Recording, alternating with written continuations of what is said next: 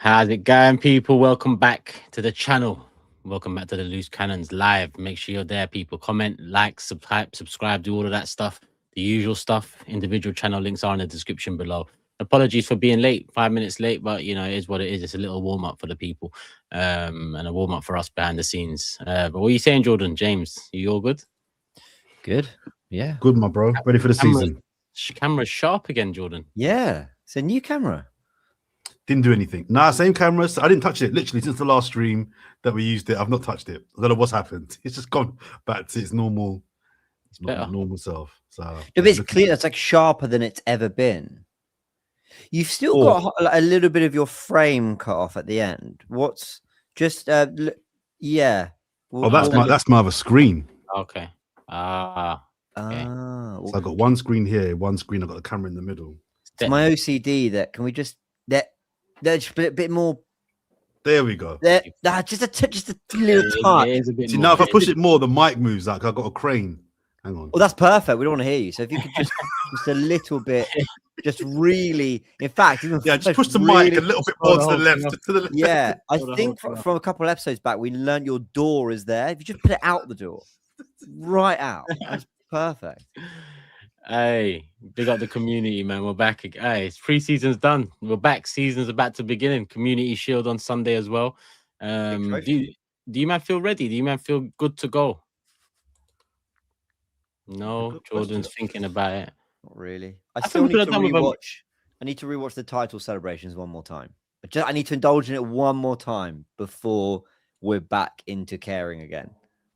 I haven't had enough time to enjoy it. Could have done with a couple more weeks. Yeah, I know what you mean.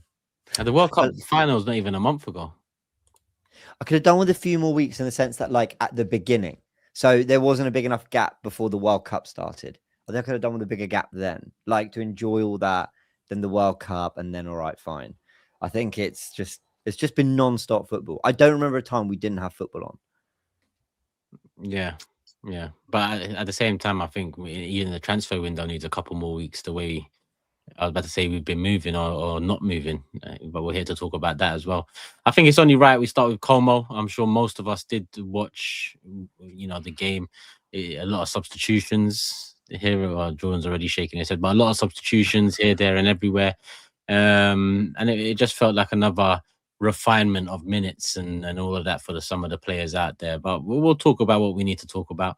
And remember, people, let us know your thoughts in the comments section. We are live, people. I see someone asking, are we live? We are live. I'm seeing the live chat there. Is Kepa West and Runnison says Rampage? Potentially, yes. But we move. Como. Asking the big questions. James, the #1 Arsenal commentator / whatever else you want to call it this summer, in my opinion. Como. What was your analysis of it? Because I didn't watch the match reaction before. Listen, I'm being so rude. I'm on my phone because just as you asked the question, it's been confirmed by the Athletic that Arsenal have got a bid from Galatasaray for Martinelli, 45 million euros. We'll chat about that in a bit because I think more's going to come through. Okay. What you're asking, Como? What the game? You want my analysis, my breakdown on how we expertly nicked a point against Como? I'm not here to break down. I'm here to just, flip if Noni runs the ball out, if Havertz misses the sitter, if Gyökeres stinks it up. That's what I'm here for. I think we got all of that, to be fair. We did. That's why I've got my chance soon. Something like that. Can I take a moment just to talk about Como for a second? It's a bit surreal for me. My family in Italy, they're based some in central Italy. My nonna just slightly out, and then my other cousins in Como. So I've been going to Como all my life. About 10 years ago, maybe a bit longer ago, it suddenly became this like amazing tourism hub. Everyone was going to the lake and realizing how beautiful it is. You fly into Milan. I remember Cecil and AFTV when we played Atalanta. I think they went to Como for the day. So anyway, it became very popular. Suddenly became really big in the football sense. And I think BBC have done a really cool little doc on them. Only like 10 minutes long. It's on YouTube. Fabregas ends up playing there, and there's clearly like a sporting vision. Anyway, why am I going off on this? Just on a personal level, it's quite surreal to see. Do you know what I mean? My knowledge is so bad. I'm not even sure. Is it a city or is it a town? I'm pretty. I don't know if is Como a city. I'm not 100% sure. Might be. Anyway, it falls under. I think it's a town. A place. It's a place for somewhere that I'm not saying it wasn't famous before, people didn't know it, but it certainly didn't have footballing heritage. I think they were in Serie B, maybe even Serie C when Fabregas came. I think Serie B, but not long ago, Serie C. This kind of meteoric rise to the point of playing some of the best football in Italy, to having Cesc Fabregas as a manager, to making 40, 50 million pound signings from Real Madrid like Nico Paz, to having players like Jacobo Ramon that Arsenal are really interested in and linked to, other players like Caqueret coming on, who not long ago was seen as a really exciting young French prospect in football. For them to be playing at the Emirates is not only a very kind of cool moment on a personal level for me, like, oh my God, my cousins and all that, but to see the rise of a club like that, I think it's really, really cool. And I think it does show that these stories do still exist in football. And some of you might say, but James, maybe rich owners, maybe this, whatever, fine. But it's amazing that, I mean, their stadium is tiny. It's by the lake. So it's pretty extraordinary that Arsenal were facing them, but also we were facing a side that are competitive. I was listing off players there. Baturina's another one. What a goal he scored. I thought it was the only moment where Julian got done really in the game. I thought Julian coming in at right back, who I hadn't really heard of outside of these, I hadn't heard of at all outside of these appearances in pre-season. I thought he really held his own. I thought he did quite well. Other than that, like you said, we saw loads of substitutions. The strikers got 30 minutes each. He clearly just went, that's it. Jesus 30, Gyökeres 30, Havertz 30. But I think what was telling was who he gave the minutes to and with. I think that 6 that ended, Ødegaard, Bruno, Marino, Madueke, Havertz, Zolis, might well be the 6. Now, Lewis Skelly deserves to play, and more on that later. But I think that could be the 6 that starts the Community Shield. So I think that was all quite intentional. Other than that, Marley Salmon. What an unbelievable footballer. 16 years old.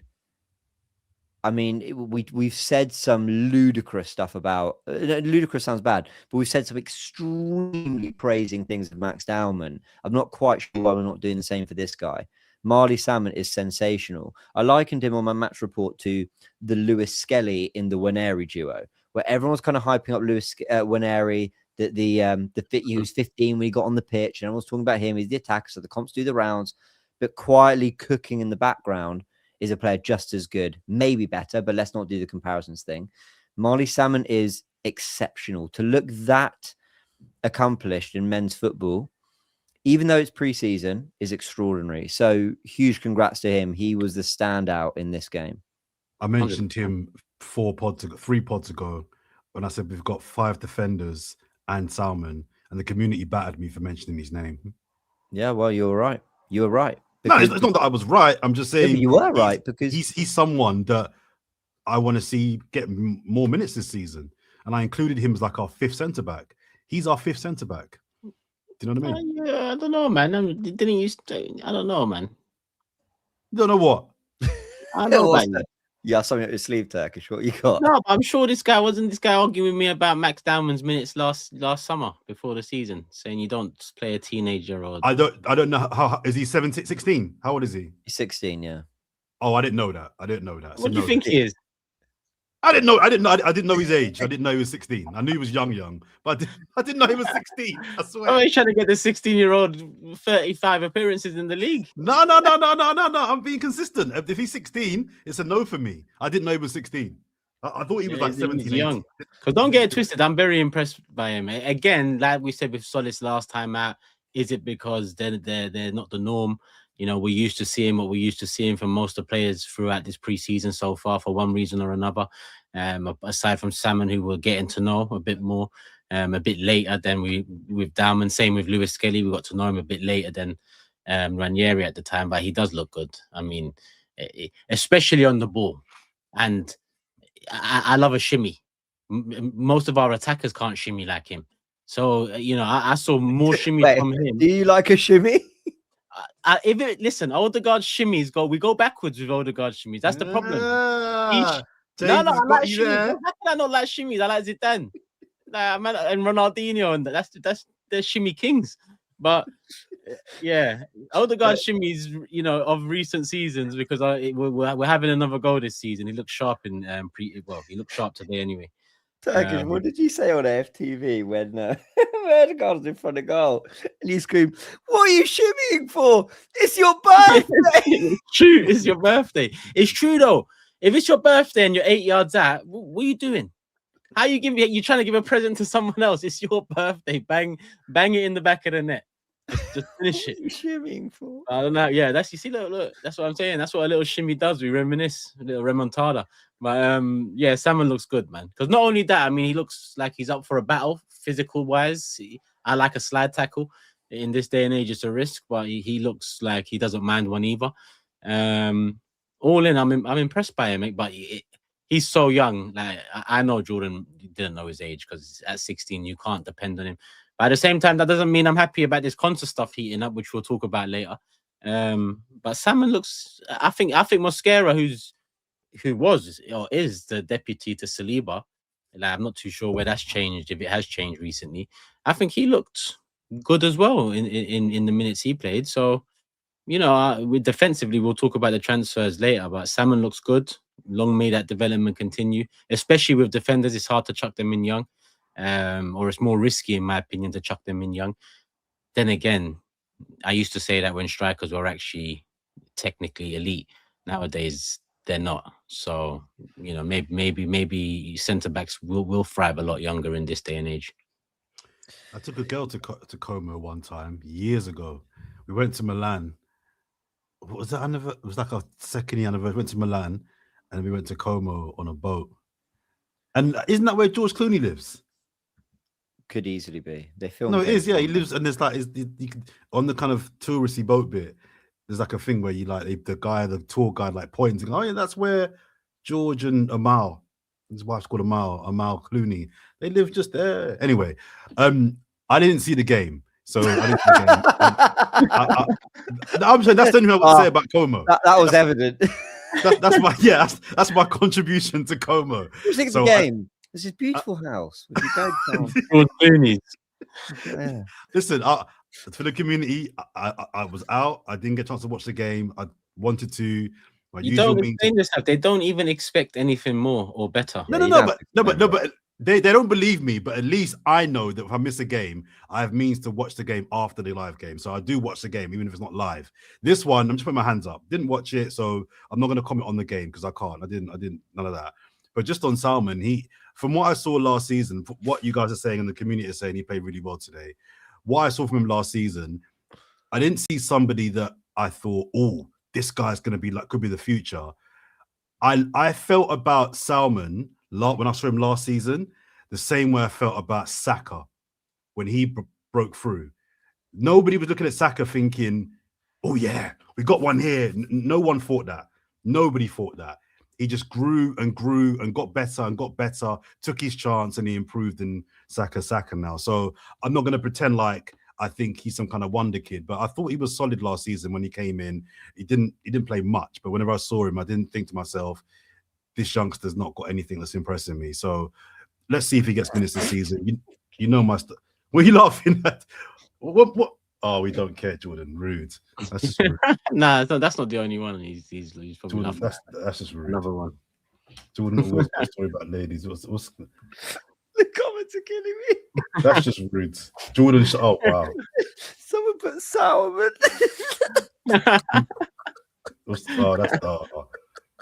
Who the hell knows these things Jordan brings up? This is just rude. But we learn as well as we go, people. That's the beauty of the game. Oh, they're killing, man. Yeah, we're live this time, brother. So they usually kill you after the Jordan out. Oh, jeez. They can kill you as the facts are. Oh my god, that was so... No, that one is the worst. We don't care, Jordan. That's the worst one. But I'm going to persevere. I'm going to finish my point. I started. So basically, the guy's a talent from what I saw last season. And I just don't see any reason why he shouldn't get more minutes this season beyond his age thing. I mean, my position on the age thing, but Arteta doesn't agree with that, so he's going to play him. Let's see if he gets better, because we'll need quality in the back line for sure. Now Saliba's going to be missing probably a big chunk of the season. Yeah. God, this is why we can't do lives. There's just no cohesion. Right. I love lives though, man. I know. Time passes, the community joins in, we go left, we go right. Who knows where we end up, man? Who knows where we end up?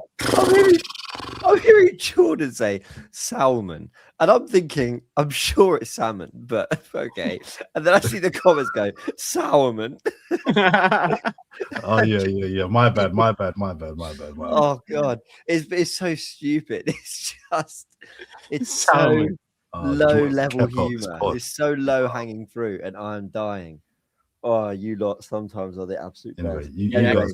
the season's about But to by the start. way, Jordan, you were right. There was definitely like an underappreciation. You know, Salmon went on tour last season. He was also 15 and he was coming on tour. I remember pinging some unbelievable passes, but we were talking about Max Dowman. Obviously, came on in the Premier League, and you know, it's not to compare one or the other. It's just to say that we've got two elite talents, which is. Yeah, Hale End is delivering. And I've said this before in previous pods, but I do think Hale End went through a real dry patch. Saka and Smith Rowe were one of two. And then you have players like Willock and Nketiah who got to good Premier League level. Let's not discredit them. They became good Premier League players. But there was definitely a real dry patch of like, who's actually coming in that we think can genuinely make a difference in the first team. Smith Rowe, nearly. Saka certainly did. But I think it was kind of before and a little bit after Saka. And now you've got these four players come through that are four of the best I've ever seen come through at Arsenal. Now, I say that as a younger fan, so keep that in mind, people. Jack Wilshere's like the flag bearer for that, the standard bearer. But still, it's extraordinary.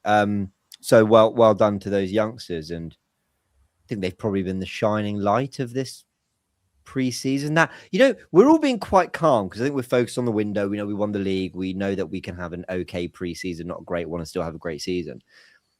But it has been quite a shit run of results, if we're being really honest.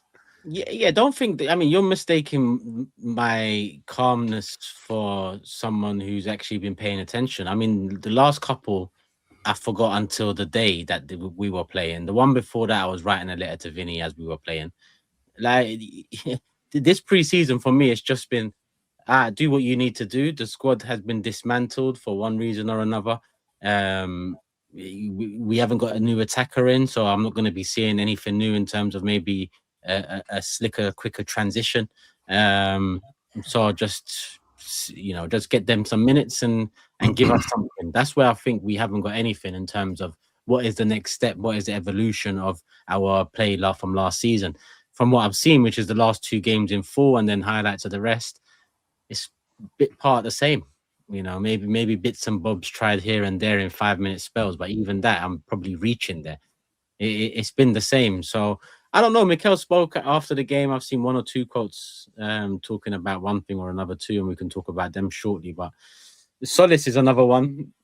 I think his penalty was class. That's all I need to mention with him from this one. I think that penalty, you know, that's how you take a penalty. No messing about. Beautiful. He's probably yeah. Actually, yeah. That's true. Yeah, that's true. I thought that at one point. So that's a positive, as well as Salmon, as well as Dowman this summer. But I didn't expect much from the summer in terms of on the pitch. I just thought play who you need to play, where you need to play, keep it as local as you can. And get the fittest squad starting 11 you can come Coventry, because you know it's going to be a difficult one in terms of preparation. Do we feel prepared? We'll talk about that shortly as well. But yeah, apart from that, the game, there was nothing else. I mean, Jesus came off after 30 minutes, right? Yep, Jesus came off after 30 for Gyökeres.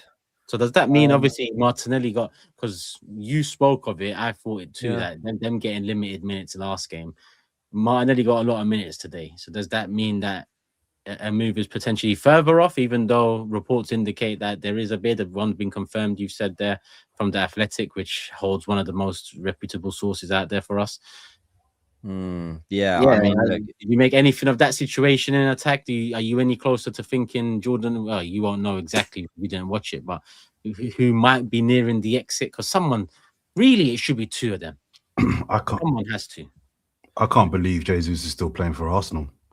I can't believe. You see his miss? Oh, you didn't see his miss. I didn't see the game. No. He's saying that without seeing the miss. I know. Wait till you've seen it. That's something you say after you see the miss. I don't think I want to see it. I just can't believe this club can't engineer a move for people like him out of the club. He's got no future at this club. He can't stay fit. He's on It's the massive wages, man. wages. It's the wages. We have to look It's on- back at the yeah. contract for him, the contract for Martinelli. It does come down to that, really, because I don't know if the club want to make a habit of just like ripping up contracts, because it's not a good look. It's not a good look if you're constantly just tearing up contracts. But his contract is so big, I think they might have to just say, listen, we got to get that off the books. And with 1 year left on his contracts, he's going to go for free from January anyway. Just pull off the plaster now.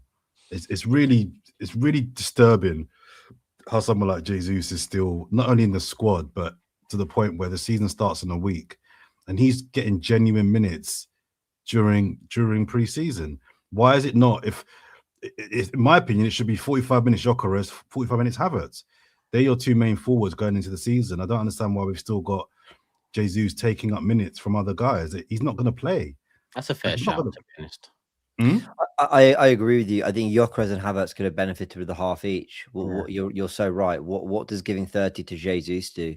And also, then what was the point giving him just 15 on the weekend and saying, listen, I'm sure there's a science to it and a medical. Don't be so sure, man. Oh no, you're probably right. I mean, it does worry me a little bit when you listen to Arteta's quotes, and I've got them all. We will go through them all. That there might be starting to be a resignation in him. And Jordan, you made this point in the last pod. You said, do not be surprised if we don't sign another attacker. I do worry that there might be starting to be a resignation in Mikel Arteta that we're actually not going to gain anyone better than Jesus and Martinelli. And I need to use these guys, which would be a disgrace, by the way. But I do worry. That's insane. Yep. He gave Martinelli 60 minutes today. That's why I asked. Yeah. Which, by the way, shits on my theory that the 15 minutes was an indication he might be going. So maybe it was a case of Tolisso gets more of one and Martinelli gets more of the other. So now I'm back to square one. Look, we can second guess substitutions and all that. We can overanalyze stuff. Sometimes it's just about managing minutes and fitness and whatnot. But I think Jordan's point is spot on. Why? It's to the detriment of maybe other players who actually need the regular minutes a bit more. Mm-hmm. It's really weird. Should we go through the comments? Is it worth doing? The game has nothing more to it. Salmon was a standout. And Bruno's debut. Anyone think anything of that? I got what I expected to get from him. Tough in the duel. He has a bit of something about him in the mid/final third. I think there's a couple of times he tried to link up with Gyökeres, and Gyökeres was the problem in those link ups. Mm-hmm. So he was good. And then I forgot about Lewis Skelly as well. Obviously, the celebration. I don't know that links into what we're going to talk about too. But it's more the celebration. The goal was a given mistake from the keeper. Good finish, composed, exactly what he is, calm, composed. But it's more the quotes now that we need to hear. I've seen a couple, but not the ones people are now going mad about. So this is Mikel Arteta, aggregated by AFC stuff, and of all the quotes I've seen, this is the most detailed one. Mikel said, there is more that we want to do because every time we have an opportunity to improve the squad and bring more quality and depth, we need to do that. But we are actively trying to do so. The thing in the market, it doesn't just depend on you, but the approach, the will, and the desire of the club, that's unquestionable. We cannot promise that we are going to do it because, again, it doesn't just depend on us. For the margins to improve, there are very few players in the market that are available to do that and bring that to the club. We are actively looking to improve and we're going to try. Well, that's definitely not. That's definitely the start of the preparation. Do you know what? I'm getting mad. I'm actually getting mad thinking about this because I'm just deep in it. I'm talking about Jesus being our third choice striker and it being a disgrace that he's at the club still after all these years and all these injuries. But the two ahead of him, it's not like we've got two top strikers and our third striker's dead food. Like, even the two, it's actually a disgrace that those are our three strikers. And this is nothing new. Like, I'm just thinking about it more, Turks. And I'm like, Jesus, Havertz, and Gyökeres, none of those three get in the City team. None of those three get in the Liverpool team. None of those three get in the United team. none of those three get in the Chelsea team. Like, we haven't got one centre forward that would start for any of the other top teams. You've gone mad there. You've gone mad there a bit. Who? You've gone mad a little I'm bit. taking João Pedro over all three of them. I'm taking Mbeumo and Cunha over all three of them. Obviously, Haaland, Isak, and Ekatike. Yeah, but Mbeumo, Cunha is not. They're not strikers. Well, no, it's Havertz. João Pedro as a second striker, as a 10. Yeah, I mean, listen, I'm not gonna. I agree with the ultimate point that there should have been some movement there because any which one of them could go. I agree with that. And I was content, not content, but I was kind of happy to bite my lip at some point during last season about our attack because I knew our defense was so good. But our defense is. I mean, we should maybe discuss it again. But our defense isn't from what I've seen in the last preseason games. That's not solid as it was last season. So I don't know how I feel about the start of the season from an Arsenal point of view because the squad is good on paper. It looks great, but I'm not confident going in as Premier League champions, whereby I'm like, yeah, let's have it. We're looking good. We would be taking the piss if it ends with nothing. Or it ends with Rashford, or it ends with a silly panic type of signing, because they've had years to look how much prop has been done about the scouting system and making sure there's eggs in multiple baskets to spread your bets or whatever it is that Berta likes to do. Now it comes down to this position: it's Vinny or bust. Like all of a sudden, it's Vinny or bust. Like it's not. Firstly, there's multiple players left wing that could improve us. Then there's multiple players up front that could improve us, or add a little something. Add a little something type players are out there. Not necessarily guaranteed improvements, but players that come in and you look at it and say, okay, let's see how he lands. Let's see how we haven't rattled no cages. We haven't. They'll be taking the piss because it's not all of a sudden Vinny or bust when we all said Vinny was always going to be unlikely. And that credit for trying has now run out, well and truly, because those words are not the word. That does he think we've got? I don't know what you think we've got when he says that there's only a few players out there that can improve us. There's quite more than a few, really. So I missed it because my washing machine was going off. Sorry, Jordan. Were you listing off players? Those players you listed, were you saying that they were all opportunities we've missed and that they're better than what we've got? Is that what you're saying? I was just making the point that. I made the initial point about Jesus, why is he still at our club? But then I thought about it, I was like, actually, the two ahead of him, they're not even good enough. So as a collection of strikers that we've got, I think all of our I don't think any of those three start for any of our rivals. It's different if you've got like two that won't start, but you've got one at least that you're like, yeah, okay, he starts for everybody. I don't know if any of our three start for Chelsea, United, City or Liverpool. I have to say, I think there's a very compelling argument for that. I know that'll upset the Gyökeres fans and the Havertz fans and whoever fans in the comments. I'm not saying they're bad players. I'd probably defend Havertz and Gyökeres more than most on this podcast. But I think Saka's the only one who I think is elite. And even if he hasn't been elite the last year, we know that level's in him. Everyone else, I really think there's an argument for a lot of those, or maybe all of them, but a lot of those attackers you've mentioned, just having done more for those clubs, just having either been more clinical or shown more tech or looked or shown more moments. It's important I don't want to disrespect our attackers too much because they're Premier League champions. Gyökeres scored 20 goals in all comps in his first season. Kai Havertz has scored in a Champions League final, scored what was ultimately the winning Premier League goal for the title, and led the line when we got more goals than the Invincibles, I believe, in 23-24. So I don't want to go too far. I definitely think they face a different opposition to other teams because of the mid-block, low blocks or whatever. I know you dispute that a little bit, Turkish, but I think there's something about we face teams that there's a lot of breaking the teams down, and I don't think we're particularly good at doing that. But I definitely think there have been missed opportunities in previous windows. I think Arteta might have a point that this window, it's actually quite hard to add players that we're convinced are going to improve us. but I don't think that's true of the last 4 years. So it's kind of like with every year. Go on. Look, Morgan Gibbs White improves us. Yeah, I'm not saying now go ham for more, but what I'm saying is I'm not having that there's not enough players out there that could improve us, because I even see some in the comments saying we should have gone all in on Rodgers. No, not necessarily.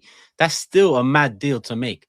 And Rodgers, I'm not looking back in envy thinking, oh, we should have done, because even if we had Rodgers, I'd still be looking at someone with more output in the front three. Now, I know Gibbs White is not necessarily a front three player, but he floats in off the left a hell of a lot. Most of his goals come from that side too. So what I'm saying is there is players that improve us. It's just more risk attached to those players because Gibbs White might come in and drown, because he's not a Vinicius, let's say. But what, like, in terms of bringing the attack is stale. yeah, I couldn't agree more, mate. So when it's this stale, a new ingredient, it might not bang, but look at the way we're looking at Solis, or look at the way he looks amongst it all. He looks a bit buzzier. Maybe that's because we're not used to him. Maybe that's because we play the foot is so stale that when he's on the ball, it's a bit more of what he's used to than what we're used to. So like for me, there's enough talent on the market to improve us in attack, to add some output in attack. I think there's enough talent for me to want to roll the dice, basically, if that makes sense. Like I think there's enough like Iliman Ndiaye, for example, I've seen pop up in the chat. Definitely has had a better last season, maybe 2 seasons than Martinelli, no question. So for that reason alone, I'd roll the dice. I'd sell Martinelli and I'd try to get Iliman Ndiaye. But am I convinced that we are going to be like levels better for having Ndiaye? I'm not convinced about it, but try, because the left-hand side hasn't worked for a long time. And, we've actually been very kind to Trossard upon exit, and obviously because he probably was our best attacker last season. He's had so many moments and he won us the title and he deserves all the love in the world. But if we are being like really clinically cold about it, Trossard had 4 months last season where he didn't really do anything. And we're putting him up as our best attacker. Yeah, the bar's low. The bar's low. Oh, God. people are saying Noosa. I saw enough at the World Cup that, yeah, I'd sell Martinelli to get Noosa in. I would. I saw enough from Krupi to sell Jesus and get Krupi in when his injury is better in 4 months. I don't know. And look, it's easy for me to say, it's not Football Manager, but I think there's enough on the market that doesn't convince me that it's definitely better, but I would definitely try it. I'd just roll the dice. I think looking forward now, looking ahead, we're a week away from the season, and James, you mentioned, I don't know if it was on camera or before we started recording, you just need to watch some of the celebrations from the end of the season. And listen, we've had a really good summer. Me and the Turkish were at the impromptu celebrations on that night when City got the draw. Then there was a celebration at North London on the day, the trophy lift at Selhurst Park. That was 12 weeks ago today. Can you believe it? Was it? 12. How insane is that? 12 weeks ago today, we won the title. Crazy. Then there was the official parade, which we'll never forget, and how amazing that was. We've seen all I was watching the other day the stuff on the bus with the players. Just they were all drunk the night after the final. They were all having a good time. Ben White telling Nkapé to get his bum out again, seeing the Cronkies at Selhurst Park, just really getting involved and seeing the power of our fan base and just the joyous times. And it was great. Every other Arsenal fan putting out a tune, an Arsenal song. It was just great vibes, the scenes of when the players were at the training ground, Declan Rice and Eze pulling up to the Emirates at 5 a.m. All of that has been amazing, and we've all enjoyed it, and the players enjoyed it, and they've deserved it. We put a lot of pressure on this football team, and it's been a long time since we've had success of this magnitude, and we've been a banter club for a long time. Everybody connected with Arsenal deserved those moments and those days and those weeks, right? But I was on the Arsenal page today, maybe yesterday, on the Instagram page, and it showed like the England and the Spanish boys had arrived back into training, right? And everyone, everyone's hugs and it's all great. And it's like, yeah, it's all happy, which is good. Some of them had really good World Cups. Some of them won it. And it's all great. That's done now. Yeah, last season was last season. We enjoyed it. We had fun. We all got drunk. Some got high. Some had sex. Some bought new kits. Some went traveling. Players got married, had babies. Happy World Cup winners. Happy days. That's done. That's done. I need and the preseason's not been great, but I can even park that. The players now got to lock in. Man City on the weekend. The result for me again isn't do or die. If we lose, we lose. We win, we win. But now it's about conducting ourselves like Premier League champions. Yeah, I want us to move to this league. It's foot on next season.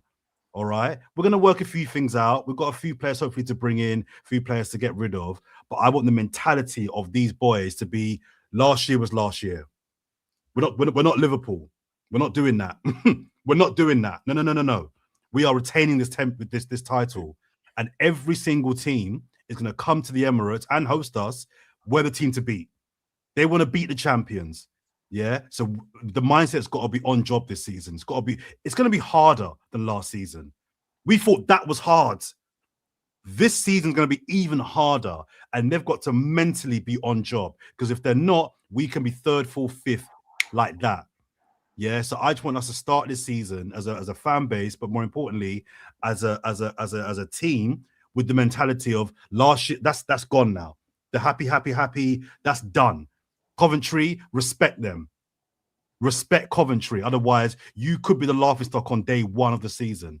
Don't make that happen. Villa, go to Villa and beat Villa. We should be looking to beat everyone this season. More time, you're like, yeah, we'll take 4 points against Liverpool. Yeah, 4 against City, we'll take that. Yeah, no. Every single game, we should be looking to win. Home and away. We're the champions. Start thinking and locking in like Premier League champions. It's been a long time, but I want to retain this title. I want to retain this title. So we can chat about transfers. We can chat about poor pre-seasons. We can reminisce about the good times of 12 weeks ago. Cool. But from Saturday, lock in now. That's done.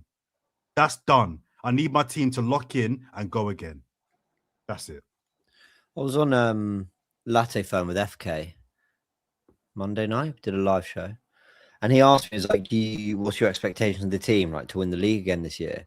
And I basically said, look, I can't go every single year. We've done it for like 3 years in a row now, going, we have to win it this year. We have to win it this year. We have to. It's just like, I just can't live life like that. I mean, that's for the players and all them behind the scenes. My feeling is that I want this Arsenal group to build a bit of an era now. And I'm looking at it more like win 2 of the next 3 titles or win 3 of the next 5. But then he said to me, James, when I look at our rivals, and they've basically, all of them are going into their first full season with their new managers. Well, no one's really had a great transfer window at all. Every club is talking about needing to do more and has lost. Liverpool have lost Salah. Tottenham have lost Romero. Well, however much you rate him, he is their captain. City are looking like they're going to lose Rodri. And you do stop and you go, it'd be unacceptable if we don't win this league again, actually. Mm-hmm. Villa have been absolutely ripped apart. And at one point, they were the challengers with City in February, March. It'd be unacceptable.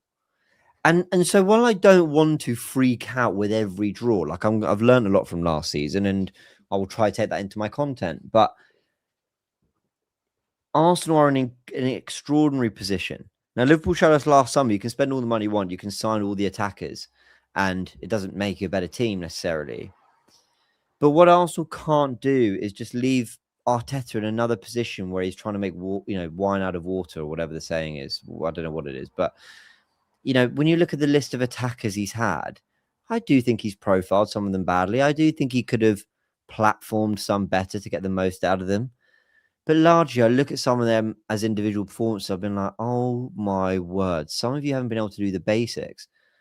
And Mikel Arteta's made you guys Premier League champions. Now, I'm super grateful to these players. Don't get me wrong. The efforts, the application, of course, they've got talent and skill, and they've got particular qualities they add. Application certainly can't be questioned. But I'd love Arteta. He's been given Bruno Guimaraes. I think that gives us something extra in midfield and in attack. I'm not even asking for a lot. Give him one more attacker just to freshen it up. Saka returning, Wineri returning, Dalman a year older, a new attacker, along with Solis. That's already 5 players I'm expecting much more from compared to last season. And that can be it sometimes. So sorry, that was my little spiel, but You're right though. I don't think there'll be an easier chance to retain a title. I think everything at the moment is going Feels our that way. way. I think this is the easiest opportunity for a Premier League champion to retain a title. There's no team that I'm looking at and thinking it's them. And if Rodri leaves Manchester City, which I think would be a shocker, by the way, I think this is unacceptable. But I just think it would be a massive, massive opportunity missed to go back to back. A really big opportunity to go back to back missed, in my opinion. So let's just lock in. Let's start the season as well as we can. We'll lose some games, we'll draw some games, but I need this team to really treat this like we're not Premier League champions in a way, like we want to win our first. I need them to lock in. Yeah, but the And I club need needs some to act. players to. The club Go on. needs to lock in though. The club needs to act the Yeah, way yeah. they need, because a lot of these players have squeezed themselves dry in terms of their look at Ben White, look at Timber's situation at the moment, just to say a couple of players in one position. So what's the club doing to alleviate some of the game Yeah. time a lot of these players got? What are they doing? Like honestly, like there's enough players out there that would have improved the attack already that have moved, that have been available, and there's still players out there that you can. We are champions. You want a player? Go listen. We tried to get Vinny out of nowhere. Now the club's telling me we can't get someone else. We tried to tussle with Madrid for a player, and they're trying to now sell that we can't go get someone else. Well, there ain't no waiting for Vinny. I don't know how many times I can say there ain't. What are we waiting for? You're telling me the people that work in the background had Vinny's name there, and that's it. There's a line drawn, and that's it. The club need to lock in because the players have. Rice is another one. Saka's another. The players for years now, some of them have banged out minutes to get to where we got to come May. And Arteta, him too, and he's got a lot of credit for it. But what we're talking about now is the state of the squad going into the season. Massive opportunity, because honestly, I think you sign one attacker and Arteta, you change it up a little bit. We are guaranteed the league this season. We don't sign that attacker, Arteta, you triple down on this, then honestly, we are leaving too much open for risk, because at the end of the day, City and Liverpool are full of champions.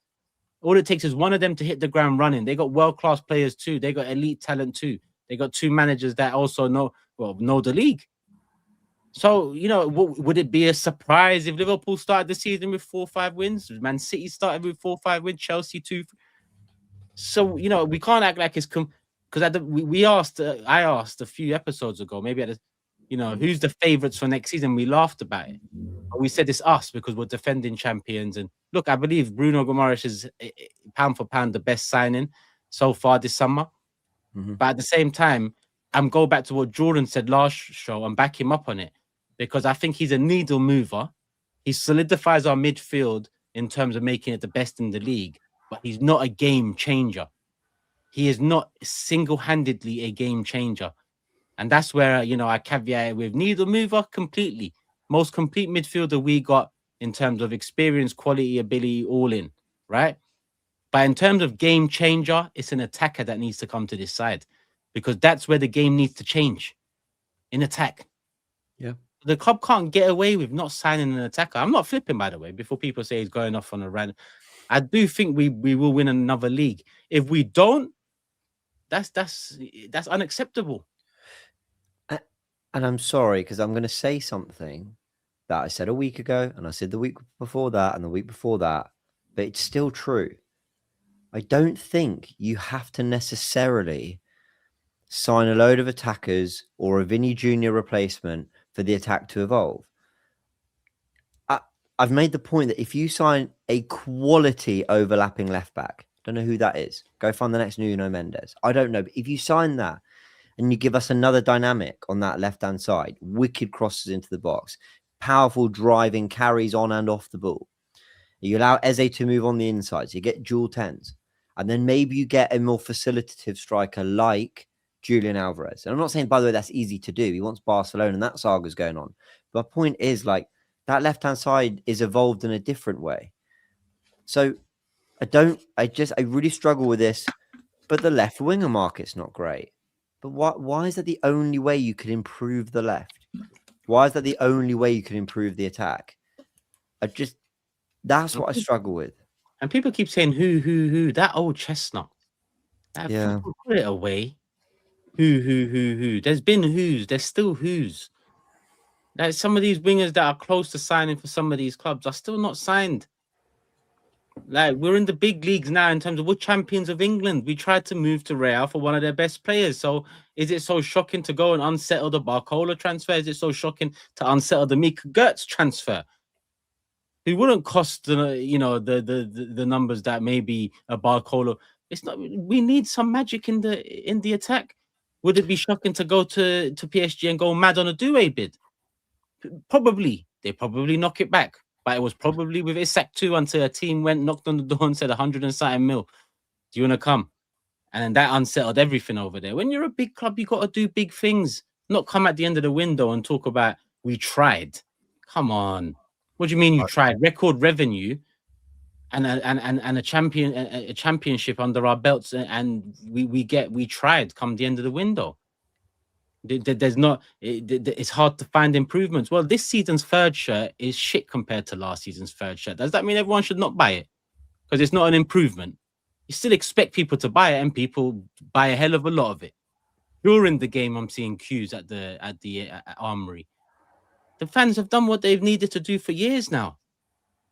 So this is where the club need to. I always said when we get back to square one, and listen, it's been a long wait. You know, some people didn't even wait for it. They wasn't even born. The square one I'm talking about. But when we get back to square one, let's see what these owners are on. Because we can talk about Berta, we can talk about Arteta. All I know, and all Chris Hudson knew before my time, is this is how Arsenal move. So I can't put it on Arteta. I can't put it on Berta, Edu. Or ultimately, Josh came out, spoke a good game. Gary Neville was invited. Cup of tea, biscuits. Here we go. Wait, what's going on in the summer? What's going on in the summer? All of a sudden, you've done these big moves in America with your teams. Do a big move for us. I'm definitely moving to PSG if I'm Arsenal trying a thing. But can I mention a name that no one that interested to know if you think improves our attack? A left winger who's in the Prem that no one's mentioned that is definitely gettable. Would you guys take Grealish? Oh my God, I'll wrap this show up for good. For good. This show would be wrapped up for good, Jordan. What are you doing and saying? I'm just putting it out there, bro. You're out where? Where are you so I'm not there? Listen, is Grealish better than Martinelli? Brother, what? No. Grealish needs to put the pints down. He's got issues. You want that to come here? I'm just saying. I'm clutching. I'm just thinking, who's don't clutch. Arms in the air, move back. Of all the names I was waiting to hear. Don't clutch. Watch Grealish have an amazing season. All of a sudden, Rashford became appealing. Do you know what you've just done with that Grealish shout? Oh no, the way when you dropped Grealish, I thought, I'll take Rashford now. Yesterday. Well, you must think Rashford better than Grealish. Brother, have you seen Grealish on the benches? Bro, it's over for him. Good luck to him. It's over for him. That's not our issue. I'm not saying I want him. All I said was, does he improve our attack? Well, answered. But I think James's point is most poignant. Show. We haven't even made it a year yet. Community's pissed. Community's pissed. Turkish lost it. Ultimately, James's point.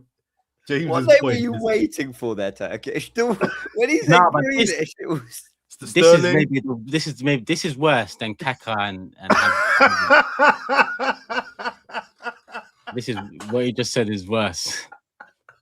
How can you suggest Grealish on the pitch and off the pitch? Which part? Which side of the pitch do you see him and say that's maybe someone that? Let me ask Turkish and James. Anyway, all right. So that's a no then. I think James's point is most poignant. If there isn't a Grealish upgrade or if there isn't a top left winger out there, the club got to be a bit smart, and they've got to try and fight. Oh, God, if there isn't a Grealish upgrade, I'm having a stinker tonight. If there isn't a left winger out there, the month ain't been looking good either, bro. It's pre-season, man. I'm trying to fit in. Do they call it baby brain or something? Is that what it is? No, I can't even. I think I've heard that. I can't even blame it on the baby brain. But anyway, I think, James, your point is right. Liverpool for 4 years, their most creative player was Trent Alexander-Arnold. So the club have got to be quite smart and work out where they can make the team more creative if they can't get a left winger. If there's just no one out there they think is good enough or / affordable, they've got to be creative because it's got to improve. I didn't see tonight's game, but from what everybody's saying, it was more of the same. And Coventry are not world beaters, but the prep for that first game for me, in terms of being a more creative outlet or output, should I say, it's not looking good. It's not looking good. The only thing, and I do need to say this just for the sake of it, I think Solis has been brought in to be a squad player, but it just puts immense pressure on him to be that guy. If he's the only attacker signing, then suddenly I'm not looking at Solis doing a few nice things in a game and going, that's good. Maybe we can build on that. This looks, I'm not trying to be condescending. I know I sound it, but you, sorry, we laughed at Jordan. So I've seen the comments. Killing man. I'm not trying to be condescending, but I'm looking at things and I'm looking at all very positively. But if he's our only winger signing, it looks like he's going to be the starter. Then it gets to a point where I'm like, I'm judging him and that signing very differently, which isn't necessarily fair on him because I'm going, you're the only attacker we added. Yeah, but it's the same with Trossard. I looked at it the same way. I never relied on Trossard to be the guy. That's why I was so happy with what he was, which is he can play a couple games in a row, produce off the bench, produces. That roundabout for a squad player, I'm happy with that. With Solis, I expect the same thing. Produce if you start, produce if you come off the bench. And we hope for the best in terms of, listen, you're young enough to maybe, make something bigger of your career than Trossard did in terms of individual standard and level. Yeah. But yeah, it's not fair to put any pressure on his shoulders. That's not a signing that. And I think all of us know this. I don't think there will be that pressure on his shoulders. There'll be more eyes and more hope that he is the guy, out of nowhere. But I don't think none of us expect him to be the guy. I've just seen a comment from Davel. Would you sell Martinelli and get Pedro Neto? Nah, man. This is what I'm saying. Like, why are you just offering me just two? That's just too rubbish. Two rubbish things. Those links are scaring me because I wanted Neto a couple of years when Chelsea got him actually, but he's not kicked on. He's not good enough. And also, this is where then it gets to a point where I'm looking at Neto, who hasn't done anything good at Chelsea, in my opinion. I don't really like the bloke that much anyway, but whatever. Martinelli, as much as I'm ready to sell him, it's not because I think he's a bad player. It's because I don't think he's good enough to start week in, week out. And I think we need to freshen up the position. But I don't think he's a bad player. Other players we're linked to, like Grealish, I think are bad players. So with Martinelli, there is a line at which even I'm like, no, just keep Martinelli. At least he bangs goals in Europe and has a load of pace. Well, I don't know what selling him for Pedro Neto. Look at the territory we're in, man. We're in that territory now where it's might as well keep Martinelli or might as well get Rashford. We're in that territory now, basically. Listen, Rashford is. Would you sell Martinelli and get Rashford, people? They're shit questions. What questions? I think I wouldn't. I think there's a lot of things that Rashford does better than Martinelli. Don't get me wrong, but I wouldn't. I think Martinelli's work rate. He knows the team. I wouldn't. I think we are going down a wormhole now. So let's. I think we should move on to. Should we chat about Lewis Skelly? We have listed some names for sure, but you raise a good point, Turkish Barkala. There is a world in which Arsenal don't sell Lewis Skelly, which we'll talk about with Jordan, who's just brought that up. Also, sorry, people in the comments going work rate for fuck's sake. Yes, work rate matters. This fucking Arsenal team, the way we play, work rate matters. Anyway, you could just keep Lewis Skelly. Then you've got 8 defenders for 4 positions. With Lewis Skelly, who can play left back and in midfield, and you've got Salmon, who can be like the 9th defender, and then you just overpay for Barkala. You just overpay. If he's like the only winger we like, why not? I mean, that deal with Liverpool's not moving ahead very quickly. Not 150 million. I wouldn't do 150. Would I do 110? Yeah, I probably would. It's an overpay, but I would. Big up Thierry. At this point, yeah. He must be. This must be tongue in cheek, to be honest with you. Look, he's backed it up. Actually, I don't agree with the Grealish. So that was why he agreed with before. It's not the Grealish one. The guy had to pay extra money to take back the money he paid before. Hard, man. That is so funny. Oh. I'm sweating. But yeah, sorry. What was you gonna say, Jordan?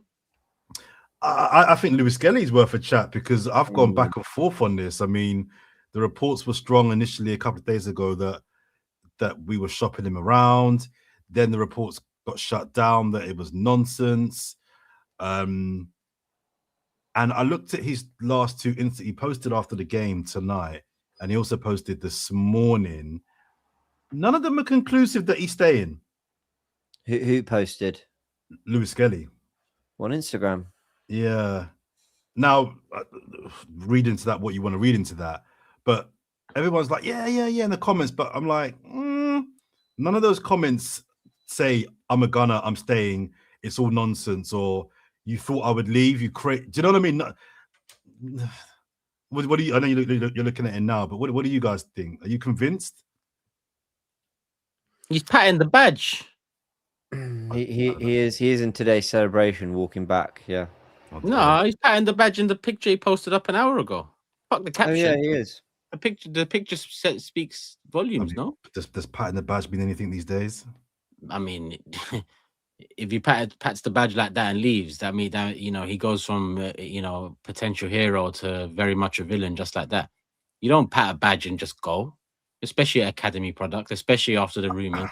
I thought his celebration was a bit weird. It didn't feel like a sorry. It didn't feel like a thank you. It just felt a bit weird. It was ambiguous. But then I saw he patted the badge in a video from one of the fans' perspectives straight after that celebration. Yeah. But I think patting the badge can be interpreted in a couple of different ways. Whereas a caption that says something like, "You thought I was leaving?" ? Or "Obviously I'm a gunner for life," something like that. You want him to be sassy or something. I'm just saying words can just knock off the whole thing. I'm Miss Kelly. I'm a journalist. I'm saying words. You thought I was out of here? Oh hell nah. Yeah. I'm saying words could just shut down the whole. Yeah. No? Bro, I don't. Bro, what example? Give me an example of one of these things. Give me an example. I'm not saying he's going. I'm not saying it. I'm just saying not the photos in the celebration is ambiguous to me. It's okay. That could mean I'm a gunner for life, but it could also mean I love this club, which means okay, you love us, but that means like, you won't leave us. Do you know? Whereas a little caption that just says "gunner for life."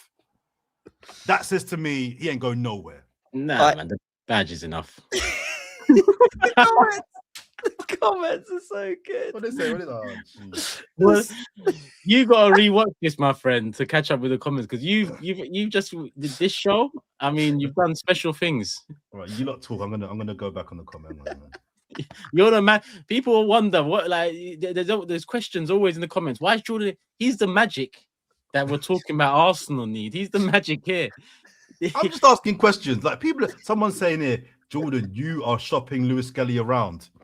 No, I'm not. I'm just saying I don't want him to go, and I wouldn't. I think it would actually be dumb to sell him, especially to Man United, because the two positions they need filled, in my opinion. James is laughing too much. I got to focus. Exactly. Focus on the show because he ain't. So someone's got to. It's your fault. You can't just derail the show and then just jump. No, James is off his seat. James, the train. James is gone, so I got. I'm the driver, and you're just leaving man to crash. No. You're a good driver. I've driven. You're a good driver. I've absolutely lost it. Like this time of night. MLS social media team shivering right now. Smack that chest. Man said, "You thought I was leaving?" Nah. What the fuck? The guy posted a picture like this, and you want that caption? Nah, Oh my God. You're finished. finish. I'm glad we've got the HD camera back for this one, man. This is gonna make greatest hits. Loose don't cannon. kill him, Greatest man. hits. No, I'm not. I don't want him to leave. Jordan, you've been well. You know what? Personally, this might sound a bit crazy, right? This might sound a bit crazy, right? Especially kind of going to the New Year as champions. I would have a midfield three of Lewis Skelly, Bruno, and Eze. That would be my three against Coventry. That would be my midfield three. Straight. Serious. That's how much I rate Lewis Skelly. He would be in my starting midfield. I thought the plan was back up last season to make him part of our starting 11. Serious. I'm not leaving. I'm not fucking leaving. My God. No. So basically, like you two confident that he ain't going nowhere. Listen, I am. After the picture, after the pattern of the badge, after the comments, after maybe it was a sorry in the celebrations, but at the same time, I've seen enough to say he's staying. Unless the club want him out, I think he's staying. But I will say, last season, in my honest opinion, it should have been his spot to lose at left back, right? And he started the season on the bench. Teenager, big signing in Calafiori, cool. I do think it would be unfortunate for him and quite a bad thing to take away his position from game week 1, because I do think come the end of last season, it was his position. And that's all right, because Rice shouldn't be starting the season because of, minutes and whatnot. So it can be Bruno and Lewis Skelly. I think Lewis Skelly is the one midfielder that, for me, starts in his position, in the 8th position, come Coventry. I think he deserves to start the season in that position. So who's your midfield three against Coventry? For Coventry, Bruno, Lewis Skelly, and Odegaard. Would you like to know what Arteta said on? Yeah, go on. God, that was so funny. By the way, that's one of my favorite moments ever. What's kettle? Sorry, before you go, Jay. What's a kettle? What's kettle? In what sense? Everyone keeps saying Jordan needs a kettle. Jordan, get in the kettle. I don't know. I don't know what that means. He's a very emotional player. I remember when he did all the gestures on the pitch, so I'm not going to talk about any speculation. Arteta, those are some of the quotes. He was asked by Gary Cottrell, Sky Sports. I watched it. I really wanted to hear the way he said it. He was. I think Gary Cottrell posed it as like, "Oh, Lewis Skelly seemed quite emotional in the celebration." He was like, "What? Who?" And then that's why Arteta responded with, "Oh yeah, well you should be emotional when you score." And then he said there's another line in there which I can't find now, but the line is something like this: is basically like, I'm not going to talk about speculation. If teams are interested in our players, we're doing something right. Basically, I'm paraphrasing. That's basically what he was saying. I'll find it exactly in a sec. A lot of our Arsenal fans weren't very happy with me, and that's fine. I did a football first pod, and people, for various reasons, some said I waffled, some said my reaction to the reporting wasn't fair or whatever. Fine, but I do maintain that I think the reporting was accurate from Football London and everyone involved in that, and all the other journalists that followed it up, TalkSport and others. And that came through with The Athletic this morning saying that Arsenal sources deny that they have offered him around, but Man United and Chelsea sources have confirmed that they were offered him. Some journalists think that that's via intermediaries, so maybe it wasn't directly from Arsenal, but then you've got to wonder why the intermediaries are doing it. Or it's all complete nonsense. That's very possible too. I'm a believer, James. Sorry, there's no smoke without fire. So I'm not saying that he leaves this summer. I'm not saying this summer he leaves. I'm just saying whether it's come from his camp, Arsenal side, or from bids, unofficial bids and inquiries from other clubs, there's no smoke without fire. It's the second summer in a row. I know he got a contract last year, and this might just be an angle because he might think, I finished the season well, I want another contract. It could be a play for that. But there's no smoke without fire. I don't think this is coming from Lewis Skelly's camp.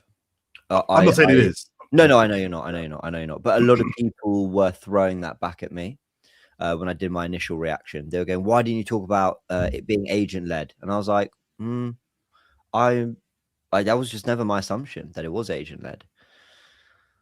A lot of people already, I can see in the comments, are getting really upset. Oh, James has been on Talk Sport, believes Talk Sport. No, I try to honestly react as honestly and as genuinely as I possibly can about all this stuff. I want him to stay. I believe he will stay. But how many times do journalists have to tell you the same thing before you maybe just believe what the journalists are saying?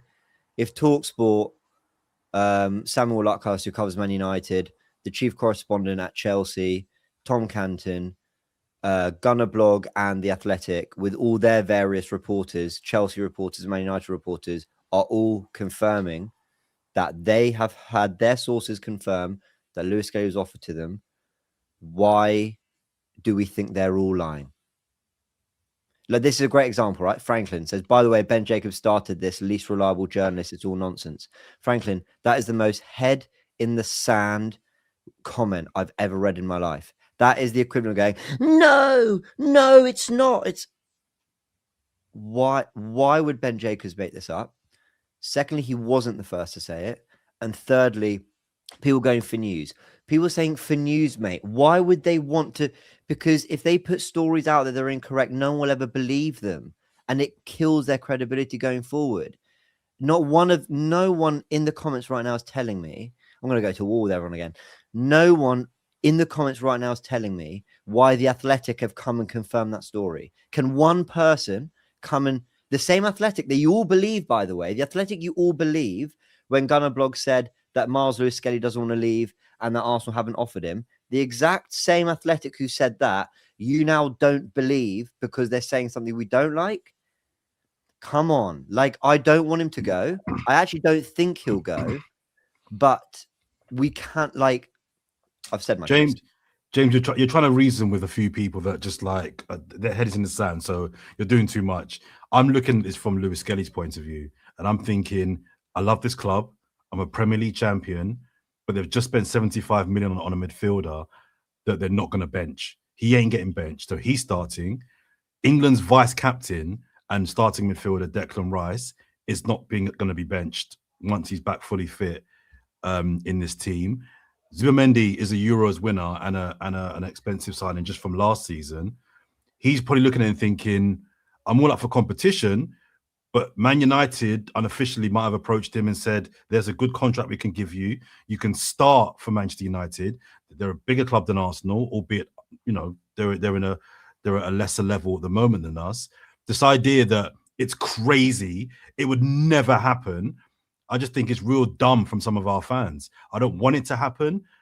I'm not sure if it will happen, but this idea that, oh no, he loves Arsenal. Oh no, what are you talking about?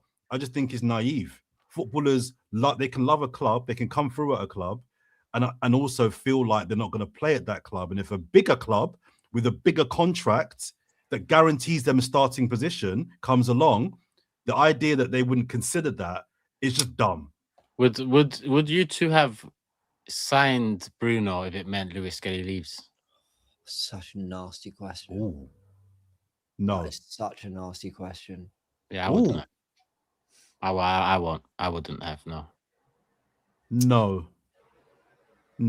I don't think I would, but it's a good question. I think Bruno Guimaraes is a better player than Lewis Skelly. I don't even think that's debatable right now. Yeah. But I think the net gain from losing Miles, who can also cover at left back, I'm not sure there's enough. And then I think, and I am sentimental about the whole Hairlender played in the Champions League final for us. I'm actually not. And well, I hear that. And Lewis Skelly's ceiling is something else to consider. I mean, we won the title without Bruno, right? I don't know. I don't have the balls to answer that. I'll be really honest. I don't have the balls to answer.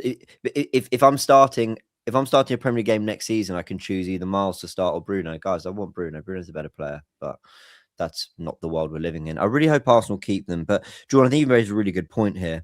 And when I keep talking about head in the sand, I think you summed up really well there.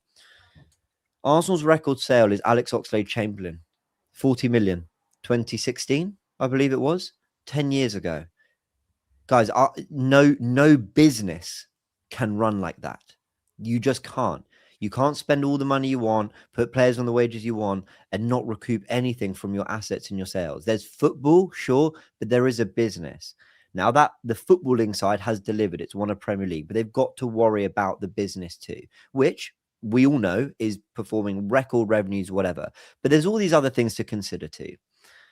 The reporting in the Athletics, I read it very carefully, did not commit to saying that it said Miles Lewis-Skelly wants to stay. It said Arsenal aren't claiming not to be offering him out, but other clubs dispute that. But it never committed to saying that Miles Lewis-Skelly was definitely staying. It said in the report, in fact, that Arsenal are looking to sell first-team players. They want to recoup some funds. If they can't recoup the funds they might want for other players, who knows whether they might be tempted at the end of the window to sell a better asset for a bigger price. They were saying these things could happen. And I don't think we can be naive to the fact that Arsenal might consider that sale if the money comes in. To reiterate, I don't think we will. I think he wants to stay, and that's important, because I'd be a hypocrite if I didn't think that was important. That's the reason I thought Vinny was always going to stay at Real Madrid. The will of the player, I think, really matters in this. But I wouldn't. For me, this saga's not done, in my opinion. I don't think we've heard the last of it. You know, everything we talk about in terms of what this club needs on the pitch and what we want to see off of what we think it needs. But in all, you know, I think we're also in agreement with Arteta that it needs something in attack. He said it after PSG. Lewis-Skelly is one of the handful of players that can produce that type of football that we want to see in hopefully 6 months, in a year. He's one of a handful. And this handful ain't, we can get a couple more in. That to potentially part ways with that, a player that's not only burst onto the scene in a position that wasn't his at left back and do his thing and then unfortunately lose his position. He'd done it again last season in his position. Forget the ability and quality side. That shows a mental side too. So for me, we should not even be entertaining anything like that. Arteta's quote should have been a bit more, we love Lewis-Skelly here. You know, something like that. I get it would have been. It wasn't strong from him, was it? Like, can we all agree on that? Can the comments agree on that? He was not very strong, saying, "No, 100% he's staying. We love him. Nothing to worry about. It's just talk." He didn't go big like that, Mikel. Which doesn't mean anything. I'm just saying he didn't go big. But you're also, like I just said earlier on, maybe it's not Arsenal. Maybe it's not coming from. Maybe Lewis-Skelly's camp are looking at the options. I know that's not what we don't want to believe that. We don't want to hear that.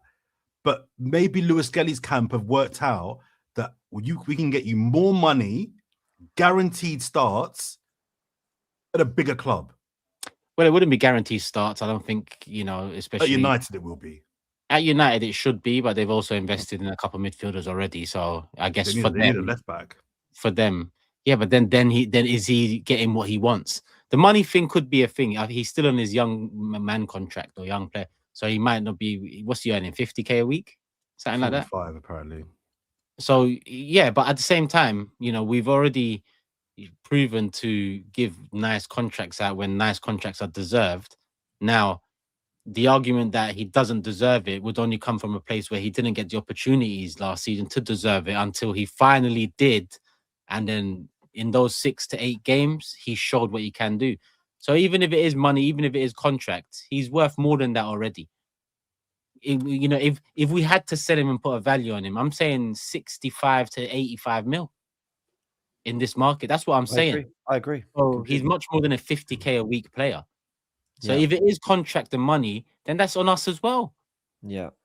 I'm not saying give him 170 like we foolishly done with Martinelli, which ties your hand, you know, behind your back in a sense of the next contract or trying to sell him. But be smarter. Learn off those mistakes. We're struggling to sell them mostly due to their wages. We're going to have to take the hit. We understand. But with these, man, build it up gradually. Make it well-deserved gradually. Learn off of that. Not just, you know, we can't push Lewis-Skelly to the side. He's too good of a player to too pushed to the side. I think the person more likely to be sold is Ranieri. He's the one I can see going. Well, There was rumors we offered him to Galatasaray when they bid for Martinelli. James is probably going to allude to that now. well, I wasn't actually, so I'm really glad you brought that up. But yeah, there were rumors today that both Ranieri and Martinelli are part of these conversations with Galatasaray, which is interesting.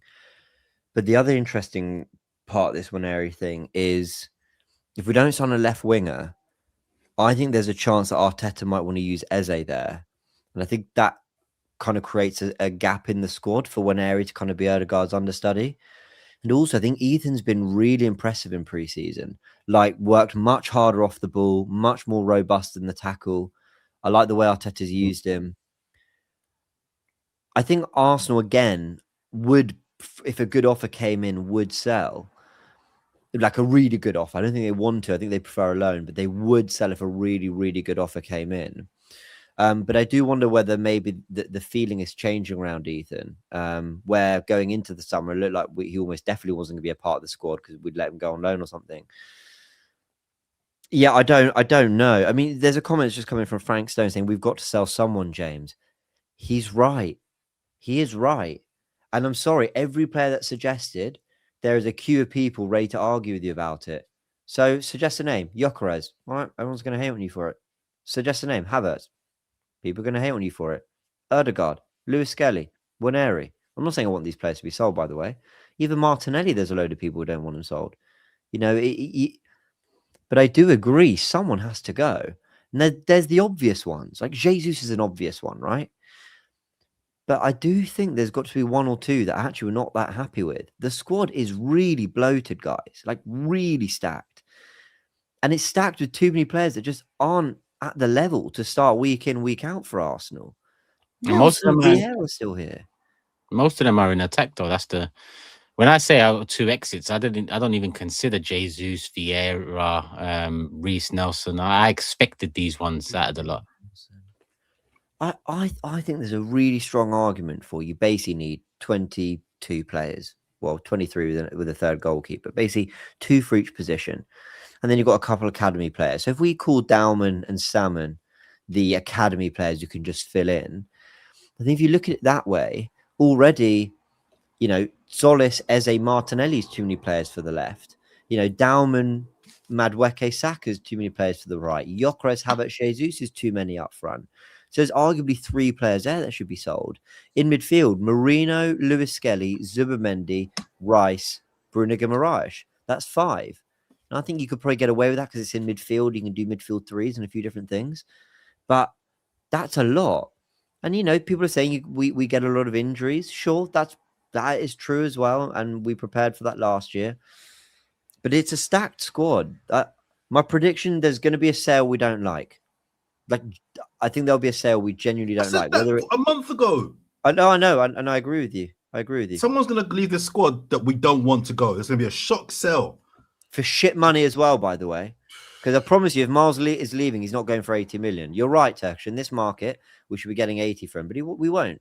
Because this is the other reason why Arsenal, if Arsenal did offer MLS, they were always going to deny it. Mark my words. I'm not saying that they did or didn't, by the way, but mark my words. Actually, I think something happened because I believe the reports, but Arsenal were always going to deny it because 1, it doesn't help in negotiation. What world does it help to tell people you want to sell a player? Immediately, clubs are going to lowball because you know you want to sell him. And secondly, the PR is rubbish. Imagine it being out there that Arsenal actively want to sell a player as universally loved as Miles Lewis Skelly. They would never want that out there. So don't be surprised it's been denied on that end. But that doesn't mean it's not true. I'm just saying let's have a flexible mind. But if Lewis Skelly is to go, Ranieri is to go, Martinelli is to go, I think a lot of us are thinking 60 to 80 million for these players. We'll get 30 to 45. That's the most we'll get. Just listen, Lewis Skelly can't go. That's all I'm coming back to. I don't disagree that players have to go. I don't disagree that it might be a player a lot of people like. You know, we tend to have a lot of fans that like a lot of bums. Let's be honest here. That over the years, some of these players that have built up some sort of a shield of a following. The attack. If your name's not Saka, that's it. From there, anyone can get it. Anyone can go. Anyone can be improved on. And that's the bottom line of it. And Saka's weight comes from years of grafting, years of coming to this place, not just last season or the season before that. Years. If your name's not Saka, anyone can get it. None of them have been good enough. Whether you've been here a season, whether you've been here 2, 3, 4, none of them have reached a level that we have managed to reach as a unit. But in order to continue being that unit, it's the area of the pitch that needs improvement.